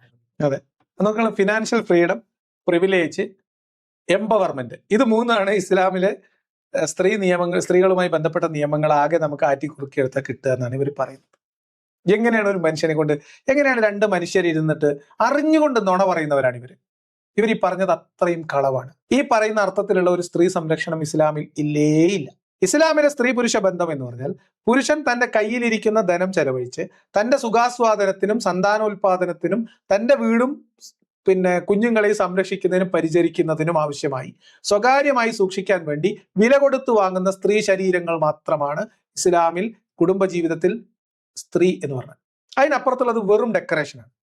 ആ സുഖാസ്വാദനത്തിന് തടസ്സം നേരിട്ടാൽ പുരുഷനിൽ നിന്ന് സ്ത്രീകൾക്കുള്ള അവകാശങ്ങൾ ബഹുഭൂരിപക്ഷത്തിനും തടസ്സം നേരിടും. അല്ലെങ്കിൽ ആ അവകാശം നൽകാതിരിക്കാനുള്ള പുരുഷന്റെ അധികാരം അവിടെ ആക്റ്റീവ് ആവും. അത് ഞാൻ വളരെ ലളിതമായിട്ടാണ് പറഞ്ഞത്. ശാരീരിക ബന്ധത്തിന് ക്ഷണിച്ചതിന് മനസ്സ് ഇല്ല, അല്ലെങ്കിൽ അതിന് പോസിറ്റീവായിട്ട് പ്രതികരിച്ചില്ല, അത് നിഷേധിച്ചാൽ, സെക്സ് നിഷേധിച്ചാൽ ചെലവിന് കൊടുക്കണ്ട എന്നാണ് പച്ചക്ക് പറഞ്ഞാൽ അർത്ഥം. അതാണ് ഇസ്ലാമിലെ സ്ത്രീകൾക്ക് പുരുഷനിൽ നിന്നുള്ള അവകാശത്തിന്റെ ഒരു കഥ. ഇനി കുളിക്കാൻ ആവശ്യമായിട്ടുള്ള വസ്തുവകകൾ നൽകുന്നതിൽ ചില വസ്തുവകകളാണോ എല്ലാ വസ്തുവകകളാണോ എന്ന കാര്യത്തിൽ തർക്കമുണ്ട്. എങ്കിലും ഇത്തരം വസ്തുവകകൾ നൽകുന്നതിന് ആ കുളി നിർബന്ധമാകാൻ ഈ പുരുഷൻ കാരണമാകണമെന്ന നിബന്ധനയുണ്ട്. കുളി നിർബന്ധമാകുന്ന പ്രധാനപ്പെട്ട കാര്യങ്ങൾ: ഒന്ന്, ഇവർക്ക് മാസമുറ കഴിഞ്ഞാൽ കുളിക്കണം. ശാരീരിക ബന്ധത്തിൽ ഏർപ്പെട്ടതിന് ശേഷം കുളിക്കണം. ജനാപത്തുണ്ടായ കുളിക്കാൻ. അതേപോലെ തന്നെ ഇവർക്ക് പ്രസവരക്തം നിന്നതിന് ശേഷം കുളിക്കണം. ഈ 3 നിർബന്ധമായ കുളികളും അതിൽ പുരുഷൻ ഈ നിർബന്ധ കുളിക്ക് കാരണമാകുന്നത് ഏതൊക്കെയാണ്? ലൈംഗിക ബന്ധത്തിന് ശേഷമുള്ള കുളിയും പ്രസവത്തിന് ശേഷമുള്ള കുളിയാണ്. ഇവരുടെ ഹൈള് എന്ന് പറയുന്ന ഇവരുടെ മെൻസസ് പീരീഡ്, അല്ലെങ്കിൽ ആ ഒരു പീരീഡ്സ് കഴിഞ്ഞിട്ടുള്ള നിർബന്ധ കുളിക്ക്, ആ കുളിക്ക് വേണ്ട സാധനങ്ങൾ വാങ്ങിക്കൊടുക്കേണ്ട ബാധ്യത പോലും ആർക്കില്ല? ഭർത്താവിനില്ല. കാരണം ഈ കുളി നിർബന്ധമാകാനുള്ള കാരണക്കാരൻ ഭർത്താവല്ല. ഒന്നുകിൽ നിയമം പിന്നെ ഒരു സിനിമ ഡയലോഗ് ഉണ്ടല്ലോ, നിയമം അറിയില്ലെങ്കിൽ പഠിക്കുന്ന വേണം സാറേ എന്ന് പറയുന്ന ഒരു സിനിമ ഡയലോഗ് ഉണ്ട് സലീം കുമാറിന്റെ. അപ്പോ ഇതാണ് ഇവരുടെ കഥ. ഇനി ഫിനാൻഷ്യൽ ഫ്രീഡം. ഒപ്പം തന്നെ ഫ്രീഡം എന്ന് പറഞ്ഞാൽ എന്താ? അതൊരു ഒന്നൊന്നര ഫ്രീഡാണ്. മുറുക്കി പിടിച്ചിരുന്നോളി. മുസ്ലിം സ്ത്രീകൾ ഇത് കേൾക്കുന്നുണ്ടെങ്കിൽ നല്ലോണം ഏതെങ്കിലും 2 തൂണൊക്കെ ഉണ്ടെങ്കിൽ അതിന് പിടിച്ചിരുന്നോളി. നിങ്ങളെ സ്വാതന്ത്ര്യം എന്നൊക്കെ പറഞ്ഞാൽ അതിനെ റീഡിഫൈൻ ചെയ്യാണ്. ഇൻഡിപെൻഡൻസ് അല്ലെങ്കിൽ ഫ്രീഡം റീഡിഫൈൻഡ്. ചെയ്യാനും ചെയ്യാതിരിക്കാനും പറ്റുന്നതാണ്. പുരുഷന് ഫിനാൻഷ്യൽ ഫ്രീഡം അല്ല എന്ന് പറയാനുള്ള കാരണം, പുരുഷന് ഫിനാൻഷ്യലി എന്താ പറയാ കോൺട്രിബ്യൂട്ട് ചെയ്യാതിരിക്കാൻ, സമ്പാദിക്കാതിരിക്കാൻ ഉള്ള ഓപ്ഷൻ ഇല്ല. സ്ത്രീക്ക് സമ്പാദിക്കാനുള്ള ഓപ്ഷൻ ഉണ്ട്, സമ്പാദിക്കാതിരിക്കാനുള്ള ഓപ്ഷൻ ഉണ്ട്. പുരുഷന് എങ്ങനെയെങ്കിലും ഒക്കെ ചെലവഴിക്കാൻ പറ്റൂല, ഈ ഫിക്സഡ് ആയിട്ടുള്ള വഴിയിലൂടെ ചെലവഴിക്കാൻ പറ്റുള്ളൂ. സോ പുരുഷന്റെ ഫിനാൻഷ്യൽ ഫ്രീഡം ഭയങ്കര ലിമിറ്റഡ് ആണ്. സ്ത്രീക്ക് ഫ്രീഡമാണ് അവിടെ. കാരണം അവൾക്ക് ഇഷ്ടമുള്ളതുപോലെ ഹലാലായ രീതിയിൽ, ഇസ്ലാം അനുഭവിച്ച രീതിയിൽ ഇഷ്ടമുള്ളതുപോലെ ചെലവഴിക്കാം. ഇനി എന്ത് വേണം മുസ്ലിം സ്ത്രീകൾക്ക്? അപ്പൊ ഫിനാൻഷ്യൽ ഫ്രീഡം എന്ന് പറഞ്ഞാൽ, അല്ലെങ്കിൽ സ്ത്രീയുടെ സ്വാതന്ത്ര്യം എന്നൊക്കെ പറഞ്ഞാൽ ഇതാണ്. ഇസ്ലാമിന്റെ ഈ കുടുംബജീവിതത്തിനകത്ത് ജോലിക്ക് പോകാനും പോകാതിരിക്കാനുള്ള സ്വാതന്ത്ര്യം, ഭർത്താവിന്റെ നിയന്ത്രണാധികാരത്തിന് കീഴിലിരിക്കുന്നതിനോളം വലിയൊരു സ്വാതന്ത്ര്യം ലോകത്ത് ഇനി വരാനില്ല. അതാ ഞാൻ പറഞ്ഞത്. ഇപ്പോ ഭാര്യയുടെ പിതാവ് മരിച്ചു, മയ്യത്തായി കിടക്കണം. ആ മയ്യത്തൊന്ന് കാണാൻ പോകണം എങ്കിൽ ഭർത്താവിന്റെ സമ്മതം വേണം എന്ന നിയമം കക്ഷത്ത് വെച്ചിട്ടാണ് അബ്ദുള്ള ബാസിലും ടീമും ഈ ജാതി ബടായി പറയുന്നതെന്ന് ആലോചിക്കണം. ഭർത്താവിന്റെ അനുമതി ഇല്ലാതെ പുറത്തു പോകാൻ പാടില്ല. ഇനി ജോലിക്ക് പോകാം, സമ്പാദിക്കാം എന്നൊക്കെ പറയുന്നത് അത് ആരുടെ നിയന്ത്രണത്തിലാണ്? ഭർത്താവ് പറയാണ് ഈ ഇപ്പൊ ജോലിക്കൊന്നും പോണ്ട, പെണ്ണുങ്ങൾ ദണ്ഡിച്ചുണ്ടാക്കിയിട്ട് ചെലവ് നടത്തേണ്ട ഗതികേടൊന്നുള്ള തറവാടല്ല നമ്മളെ തറവാട്. ഞങ്ങളെ തറവാടിന് പണ്ട് മുതലേ പെണ്ണുങ്ങളാരും പണിക്ക് പോയിട്ടില്ല. അതുകൊണ്ട് പൊന്നാര പെണ്ണെ ആ പൂതി ആണ് വാങ്ങി വെച്ചാളാ, പണിക്ക് പോലൊന്നും നടക്കൂല, മുണ്ടാണ്ട് ഇതിന്റെ അടുത്ത് കുത്തുന്നോ എന്ന് പറഞ്ഞാൽ അതനുസരിക്കാൻ ആര് ബാധ്യസ്ഥതയാണ്? സ്ത്രീ ബാധ്യസ്ഥയാണ്. കാരണം എന്താ? നിങ്ങളിൽ ഉത്തമയായ സ്ത്രീ എന്ന് പറഞ്ഞാൽ അനുസരണാശീലമുള്ളവളായിരിക്കും. അനുസരണാശീലം ഇല്ല എന്ന് തോന്നിയാൽ അപ്പോ ഈ പെണ്ണ് പറയാണ്, അല്ല അതിപ്പോ അങ്ങനെയൊന്നും ശരിയാവില്ല, ഞാൻ 5-8 കൊല്ലൊക്കെ കുത്തിയിരുന്ന് കഷ്ടപ്പെട്ട് പഠിച്ചുണ്ടാക്കിയ ഒരു ജോലിയാണ്, ആറ്റുനോറ്റ് കിട്ടിയ ഒരു ജോലിയാണ്, എനിക്കും എന്തെങ്കിലുമൊക്കെ ഒരു വരുമാനവും സംഗതിയൊക്കെ വേണം എന്ന് പറഞ്ഞാൽ, അനുസരണാക്കേട് കാണിക്കുമെന്ന് നിങ്ങൾക്ക് ആശങ്ക തോന്നിയാൽ എന്ത് ചെയ്യണം എന്നാ പറഞ്ഞത്? നിങ്ങൾ അവരെ ഉപദേശിക്കണം. അപ്പൊ വിളിച്ചിരുത്തിയിട്ട് പറയാ, കുഞ്ഞുമോളെ അങ്ങനെയല്ല, ഇജിപ്പിമ്മി പറയണ കേക്ക്, ഇജിപ്പ ഇവിടുന്ന് നീ ജോലിക്കെന്നും പറഞ്ഞ് പോണ്ട. നാട്ടുകാരൊക്കെ അതൂതും പറയും, അമ്മാവനും ഇളയമ്മയും അതൂതും പറയും. ഞമ്മക്കിപ്പോ എന്തിന്റെ കേടുണ്ടായിട്ട് അവിടെ എല്ലാം ഉണ്ടല്ലോ. അങ്ങനെ ഉപദേശിക്കൂ. ഉപദേശിച്ചിട്ട് പറയുകയാണെങ്കിൽ അതൊന്നും പറഞ്ഞിട്ട് കാര്യമില്ലേ കാക്ക, ഞാൻ ഇത്ര കാലം കഷ്ടപ്പെട്ട് പഠിച്ചതല്ലേ, നിങ്ങൾ എന്താ ഈ പറയണ, നിങ്ങൾക്ക് അത് അറിയില്ലേ, ഞങ്ങളോട് കല്യാണത്തിന് മുമ്പ് പറഞ്ഞതല്ലേ, പെണ്ണ് കാണാൻ വന്നപ്പോ ഞാൻ പറഞ്ഞതല്ലേ എന്ന് പറഞ്ഞാൽ ഭർത്താവ് വേണമെങ്കിൽ ഒരു 3-4 ദിവസം കിടക്കിന്ന് മാറി കിടക്കാം. എന്നിട്ട് അവള് അനുസരിക്കുന്നില്ലെങ്കിൽ 2 എണ്ണം കൊടുക്കാം. അങ്ങനെ അവൾ അനുസരിച്ചാൽ പിന്നെ അവർക്കെതിരെ വേറെ നടപടിയൊന്നും സ്വീകരിക്കരുത് എന്ന് ആര് പറഞ്ഞിട്ടുണ്ട്? അള്ളാഹു ഖുർആനിൽ പറഞ്ഞിട്ടുണ്ട്. പക്ഷെ ഇവിടെ CP സമ്മത് പറയണു ഇത്രയും സ്വാതന്ത്ര്യം. അപ്പൊ ഭർത്താവ് 2 എണ്ണം കൊടുത്തിട്ടാണെങ്കിലും ഇജ് ഇവിടുന്ന് ഗംഗ ഇപ്പൊ പോവണ്ട എന്ന് പറഞ്ഞാൽ, നകുലേട്ടാ എനിക്ക് എന്താ പറ്റി നകുലേട്ടാ എന്ന് ചോദിച്ച് 2 കരച്ചിലും കരഞ്ഞ് അകത്ത് കയറി വാതിലടച്ച് കുത്തിരുന്നാൽ കണ്ടോ, സ്ത്രീകൾക്ക് ജോലിക്ക് പോകാതിരിക്കാനുള്ള സ്വാതന്ത്ര്യമായി. ഈ ശ്രീനിവാസന്റെ മരണം അല്ലെ സംസ്കാരം കഴിഞ്ഞ ദിവസമാണല്ലോ, ഞാൻ ഓർക്കാണ് ഇവരെ 2 ആളെ ഒറ്റ ഫ്രെയിമിൽ കണ്ടപ്പോഴേ പഴയ ദാസനെയും വിജയനെയാണ് എനിക്ക് ഓർമ്മ വന്നത്. എങ്ങനെ സാധിക്കുന്നു എന്നാണ് എനിക്ക് അറിയാത്തത്. സ്ത്രീക്ക് ബാധ്യതകൾ ഇല്ലാതെ സമ്പാദിക്കാൻ പറ്റും, പുരുഷനാകട്ടെ ബാധ്യതകളോടുകൂടിയേ സമ്പാദിക്കാൻ പറ്റുള്ളൂ. ഇത് ശരിക്കും പറഞ്ഞാൽ വലിയൊരു അത് ഓക്കെ, ഒരു ഇക്വാളിറ്റിയുടെ പ്രതലത്തിൽ നിന്ന് നോക്കുമ്പോൾ നിങ്ങൾക്ക് അതിനോട് യോജിപ്പോ വിയോജിപ്പോ എന്നുള്ളത് പോട്ടെ. പക്ഷെ ഇസ്ലാം കണ്ട ആ ഒരു കുടുംബ സംവിധാനവും അതിന്റെ ഒരു രീതിയും അറ്റ്ലീസ്റ്റ് അത് അക്നോളജ് ചെയ്യുക എന്നുള്ളതുണ്ടല്ലോ, അതില്ല, അതിനെ നേരെ മോക്ക് അത് ചെയ്യാം. അതിനെ മോക്കിയെന്ന് പറഞ്ഞാൽ സ്ത്രീ വിരുദ്ധമായിട്ട് അതിനെ അവതരിപ്പിക്കാന്നാണ്. സ്ത്രീകൾക്ക് അത്രയും പ്രിവിലേജ് ഉള്ള ഒരു ഓപ്ഷൻ. ഇത്രയും പ്രിവിലേജ് ഉള്ള ഒരു മതത്തിലേക്ക് സ്ത്രീ വിരുദ്ധമെന്ന് വെറും ഒരു മോഷ്ടാവ് എന്നെ നിങ്ങൾ കള്ളൻ എന്ന് വിളിച്ചില്ലേ എന്നാണ് ബാസിൽ ചോദിക്കുന്നത്. വല്ലാത്തൊരു കഷ്ടം. ഇപ്പൊ ഇതൊക്കെ പറഞ്ഞല്ലോ, ഞാൻ ഇതിനെ കുറിച്ചൊന്നും പറയുന്നില്ല കേട്ടോ. അവരുടെ ആ ചിരിയൊക്കെ അവരുടെ ഒരു എന്താ പറയാ, അവരുടെ ഉള്ളിലുള്ള അപകർഷതാബോധം എത്രത്തോളം ഉണ്ട് എന്നുള്ളത് ആ ചിരിയിൽ സ്പഷ്ടമാണ്. നമ്മളതിനകത്ത് അവരുടെ നിലവാരത്തിലേക്ക് പോയി അവരെ നമ്മൾ പരിഹസിക്കുന്നില്ല. അവരുടെ ഗതികേട് കൊണ്ട് അവർക്കത് പറഞ്ഞേ പറ്റുള്ളൂ. ഞാൻ വേറെ ഒരു കാര്യം ഇനി നിങ്ങളോട് ചോദിക്കണം. ഇപ്പൊ ഈ ജോലിക്ക് പോകുന്നതുമായി ബന്ധപ്പെട്ടും കുറെ കണക്കൊക്കെ പറഞ്ഞല്ലോ. ഞാൻ നിങ്ങളോട് ഈ തുടക്കത്തിൽ ചോദിച്ചതുപോലെ മിക്സഡ് സ്കൂളുകളിൽ, മിക്സഡ് കോളേജുകൾ, പ്രൊഫഷണൽ കോളേജുകളിൽ മുസ്ലിം പെൺകുട്ടികൾ വിദ്യാഭ്യാസം നടത്തുന്നതിന്റെ മതവിധി എന്താണെന്ന് നിങ്ങൾക്ക് അറിയും? ഇസ്ലാമിന്റെ വിധി ഹറാമാണ്. അത് മറച്ചു പിടിച്ചുകൊണ്ടാണ് നമ്മുടെ നാട്ടിലെ മുസ്ലിം മീൻസ് ഈ മൗലവിമാര് ഇവരെന്തിനാണ് നടക്കുന്നവരാണ്? ഒരു കാര്യത്തെ അള്ളാഹുവിന്റെ റസൂലും അവിടുത്തെ അനുചരന്മാരും എങ്ങനെ മനസ്സിലാക്കിയോ അങ്ങനെ മനസ്സിലാക്കി, അവരെങ്ങനെ ജീവിച്ചോ അങ്ങനെ ജീവിച്ച് ആ സലഫിയത്ത് പിന്തുടരണം എന്ന് ആവശ്യപ്പെട്ടുകൊണ്ട് അത് ഇവിടെ നടപ്പിലാക്കാൻ വേണ്ടി പ്രബോധനം നടത്തുന്ന സംഘടനയുടെ ആൾക്കാര് ഈ മതനിയമത്തെ കുറിച്ച് എന്താ ഒന്നും മിണ്ടാത്തത്? ഈ മതനിയമം പറഞ്ഞ് മുസ്ലിങ്ങളുടെ അടുത്ത് ചെന്നാല്, മുസ്ലിം വീടുകളിൽ ചെന്നാൽ കുറ്റിച്ചൂല് കൊണ്ട് അടി കിട്ടും എന്നറിയാവുന്നതുകൊണ്ട്, അല്ലെ ചാണകം കോരി ഒഴിക്കും മുഖത്ത്, അതറിയാവുന്നത് കൊണ്ടാണ്. ഇനി ഇതുപോലെ തന്നെ ഇപ്പൊ നമ്മൾ കാണുന്ന തരത്തിൽ ബാങ്ക് അല്ലെങ്കിൽ ഹോസ്പിറ്റലുകൾ, ഫിനാൻസ് സ്ഥാപനങ്ങൾ, മറ്റു പ്രൈവറ്റ് സ്ഥാപനങ്ങൾ, IT കമ്പനികൾ, ഇവിടെ എവിടെയെങ്കിലുമൊക്കെ സ്ത്രീയും പുരുഷനും ഇടകലർന്ന് ജോലി ചെയ്യുന്ന, എല്ലാ ഡിപ്പാർട്ട്മെന്റിലും സ്ത്രീകളും പുരുഷന്മാരും ഉള്ള രീതിയിൽ പൊതുവായിട്ടുള്ള ഓഫീസുകൾ, സ്ത്രീയും പുരുഷനും ഒരുമിച്ച് ഒരേ ഓഫീസിൽ ഇരുന്ന് വർക്ക് ചെയ്യുന്ന തരത്തിലുള്ള ജോലി ചെയ്യുന്നതുമായി ബന്ധപ്പെട്ട് ഇസ്ലാമിന്റെ വിധി എന്താ? ഇവർ പറഞ്ഞല്ലോ പിന്നെ എങ്ങനെ വേണേ ജോലി ചെയ്യാൻ, ഇനി യാതൊരു റെസ്ട്രിക്ഷനും ഇല്ല എന്നൊക്കെ പറഞ്ഞല്ലോ. ഇതിന്റെ ഇസ്ലാമിന്റെ വിധി എന്താണെന്ന് അവർ പറയുന്നത്? എന്ത് തരം ജോലിക്കാണെങ്കിലും പോകണമെങ്കിൽ ഇസ്ലാമിൽ ഭർത്താവിന്റെ അനുവാദം വേണം. ജോലിക്ക് എന്നല്ല, പുറത്തിറങ്ങണമെങ്കിൽ ഭർത്താവിന്റെ അനുവാദം വേണം. ഭർത്താവിന്റെ അനുവാദം ഇല്ലാതെ പുറത്തേക്ക് പോകാനോ ഭർത്താവിന്റെ അനുവാദം ഇല്ലാതെ ഏതെങ്കിലും ഒരാളെ വീടിനകത്ത് കയറ്റാനോ അവർക്ക് അവകാശമില്ല.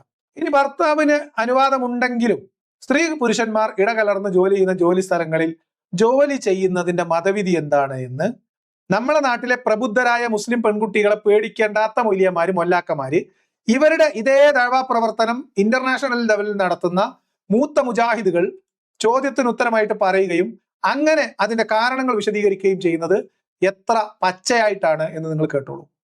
അതിലേക്ക് നമുക്ക് പോകാം. Or maybe let's start with this. Is it haram to have men and women working together? Yes. That's a short answer. Simple ആണ്. ഇങ്ങനെ ഇത്ര ലളിതമായിട്ടാണ് ഉത്തരം പറയുന്നത്.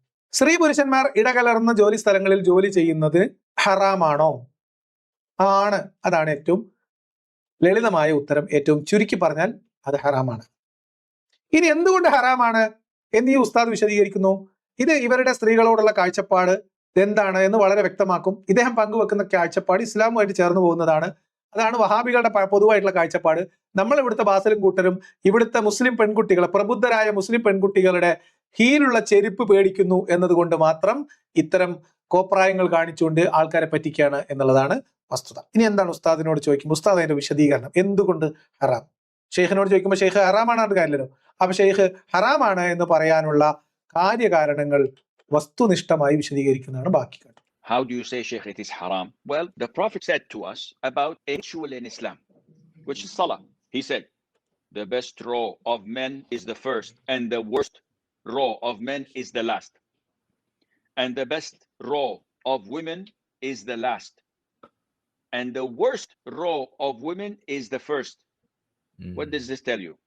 It tells you that the Prophet is promoting the segregation of women in Salat. So the best row is the first for men and it's the last for women, just to be as far as possible from one another. അപ്പൊ അതിന് അദ്ദേഹം പറയുന്ന ഒരു കാരണം, ഇവ നിസ്കരിക്കുമ്പോൾ ഇവരുടെ വിശ്വാസപ്രകാരം മുസ്ലിം പെണ്ണുങ്ങൾക്ക് പള്ളിയിൽ കയറാം, മുസ്ലിം സ്ത്രീകൾക്ക് പള്ളിയിൽ കയറാം. അങ്ങനെ പള്ളിയിൽ സഫായി ഒറ്റ സഫിന് പിന്തുടർന്ന് നിസ്കരിക്കുന്ന സഫാണെങ്കിൽ വരി. അപ്പൊ ഈ വരികളില് പുരുഷന്മാരുടെ ഏറ്റവും പുറകിലുള്ളതാണ് ഏറ്റവും മോശം, സ്ത്രീകളുടേതാണ് ഏറ്റവും മുന്നിലുള്ളത്. അതായത് പുരുഷന്മാരുടെ പുറകിലാണ് സ്ത്രീകളുടെ സഫ് തുടങ്ങുക, പുരുഷന്മാരുടെ സഫ് അവസാനിക്കുന്നിടത്ത് സ്ത്രീകളുടെ സഫ് തുടങ്ങും. അപ്പൊ പുരുഷന്മാരുടെ നിസ്കരിക്കാൻ നിൽക്കുന്ന ഈ വരിയിൽ ഏറ്റവും പുറകിലുള്ള വരിയാണ് ഏറ്റവും മോശം, സ്ത്രീകളുടേതാണെങ്കിൽ ഏറ്റവും മുന്നിലുള്ളതാണ്.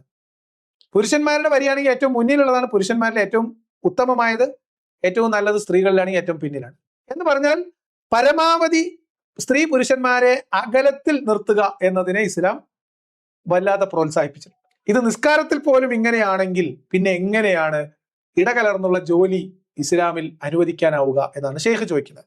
ഇനി ഷെയ്ഖ് അതിന് കുറച്ചുകൂടി കാരണങ്ങൾ, ഇപ്പോൾ സ്ത്രീ പുരുഷനും ഒരുമിച്ച് വർക്ക് ചെയ്യുന്ന മെയിലും ഫീമെയിലും സ്റ്റാഫായിട്ടുള്ള സ്ഥാപനങ്ങളിൽ ജോലി ചെയ്യുന്നതിനെ കുറിച്ച് ഉസ്താദിന്റെ പ്രശ്നം, അവിടെ ജോലി ചെയ്താൽ എന്തൊക്കെ പ്രശ്നം ഉണ്ടാവുമെന്ന് വിശദീകരിക്കും.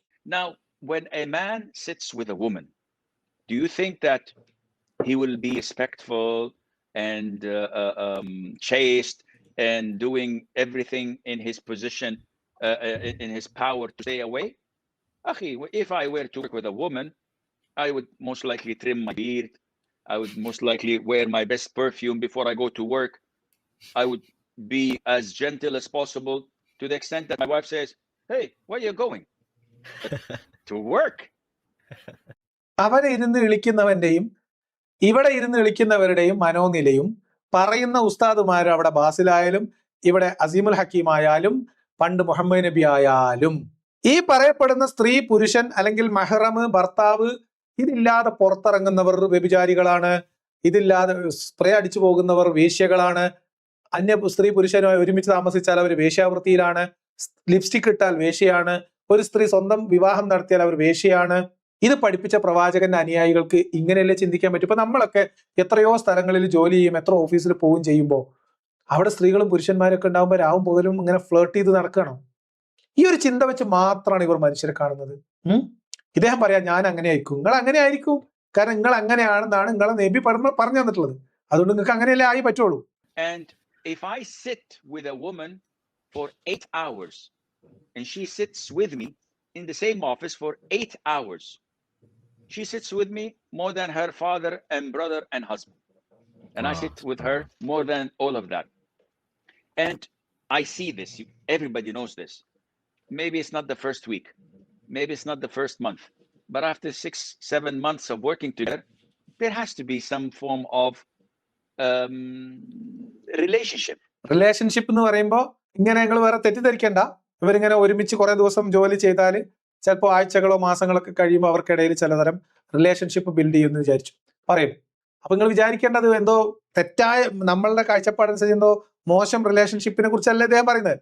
ഇദ്ദേഹം പറയുന്നത് ലഞ്ച് കഴിക്കാൻ പോകുമ്പോൾ എന്തെങ്കിലും ലഞ്ച് വാങ്ങിക്കൊണ്ടിരണോ എന്ന് സഹപ്രവർത്തകനോട് അല്ലെങ്കിൽ സഹപ്രവർത്തകയോട് ചോദിക്കുന്ന തരത്തിലുള്ള ശൈത്താനീയത്ത് ബാധിക്കും എന്നാണ് ഇദ്ദേഹം പറയുന്നത്. കേട്ടോ. So Fatima, Sister Fatima, I don't call her Fatima because there has to be boundaries. Sister Fatima, I'm going to buy some lunch. Would you like some sandwiches? Oh, thank you, Brother Asim. Please, can I have a chicken sandwich? Would you like it spicy?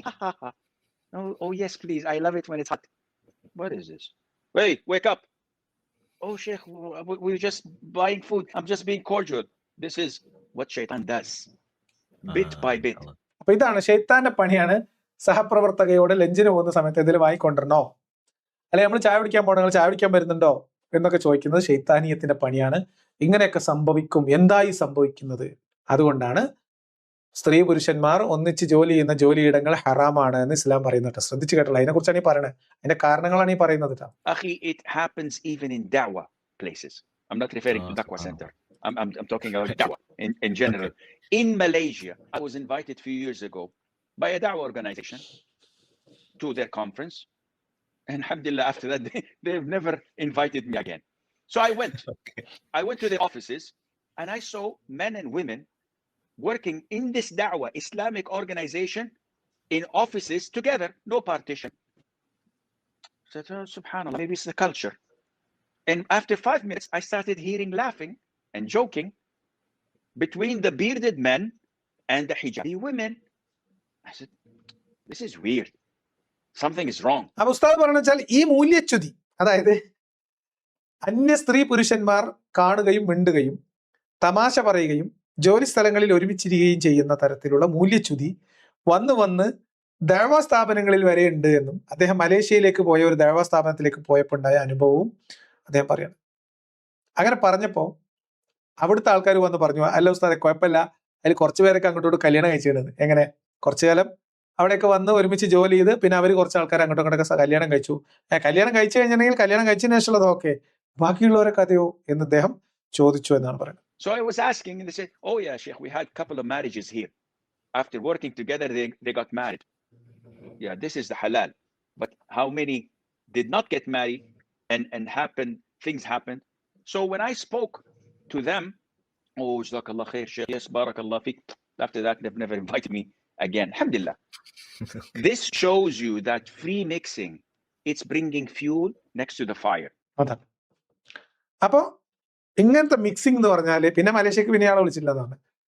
ഈ mixing ഉണ്ടാവുക എന്ന് പറഞ്ഞാൽ ഇത് പെട്രോളിനടുത്ത് തീ കൊണ്ടുവെക്കുന്നത് പോലെയാണ്. അതുകൊണ്ടാണ് ഇസ്ലാമിൽ ഹറാമാക്കിയിട്ടുള്ളത്. എന്താ ഈ പറഞ്ഞ് എന്തിനെ കുറിച്ച് നമ്മൾ ചോദിച്ചത് നിങ്ങൾക്ക് ഓർമ്മയില്ലേ?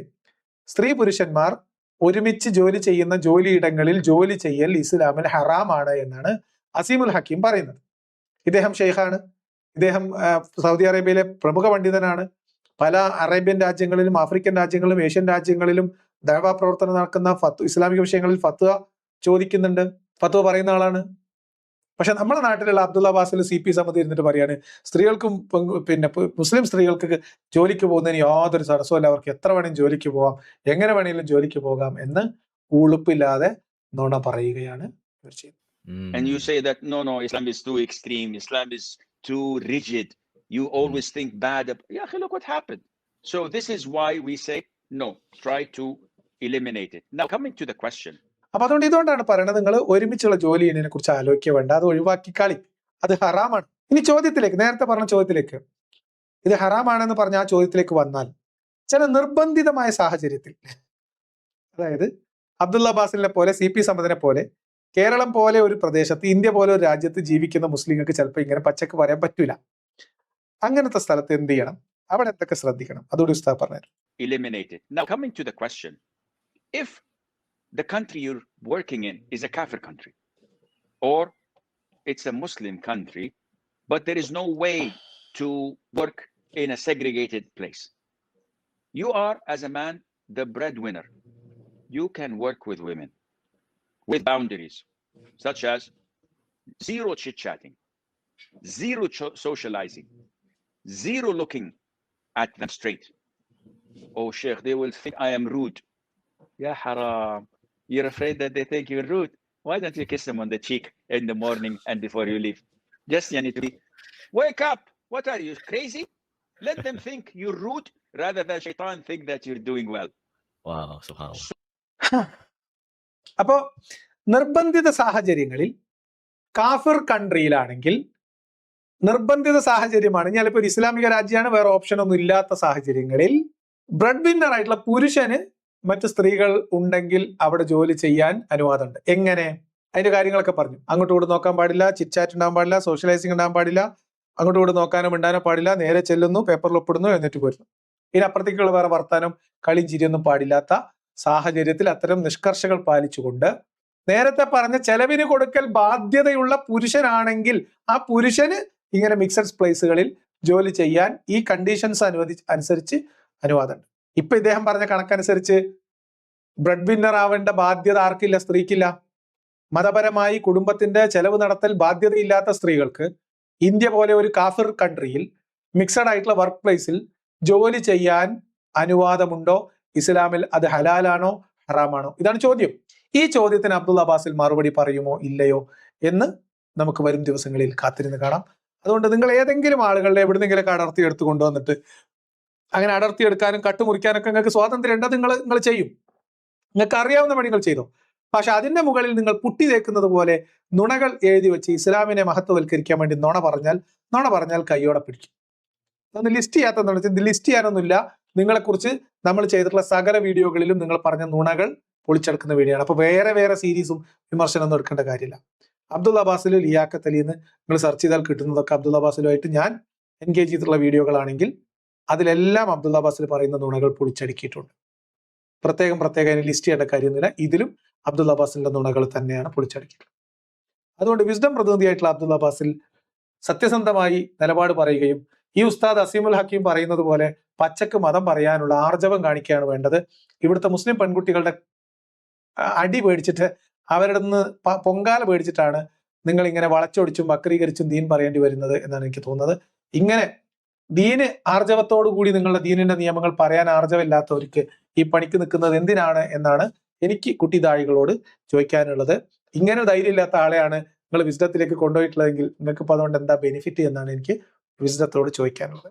അപ്പോൾ എന്തായാലും മറ്റൊരു വിഷയത്തിൽ ഈ കാര്യത്തിൽ വ്യക്തത ആയി എന്ന് വിചാരിക്കുന്നു. മറ്റൊരു വിഷയത്തിൽ നമുക്ക് വീണ്ടും നാളെ കാണാം.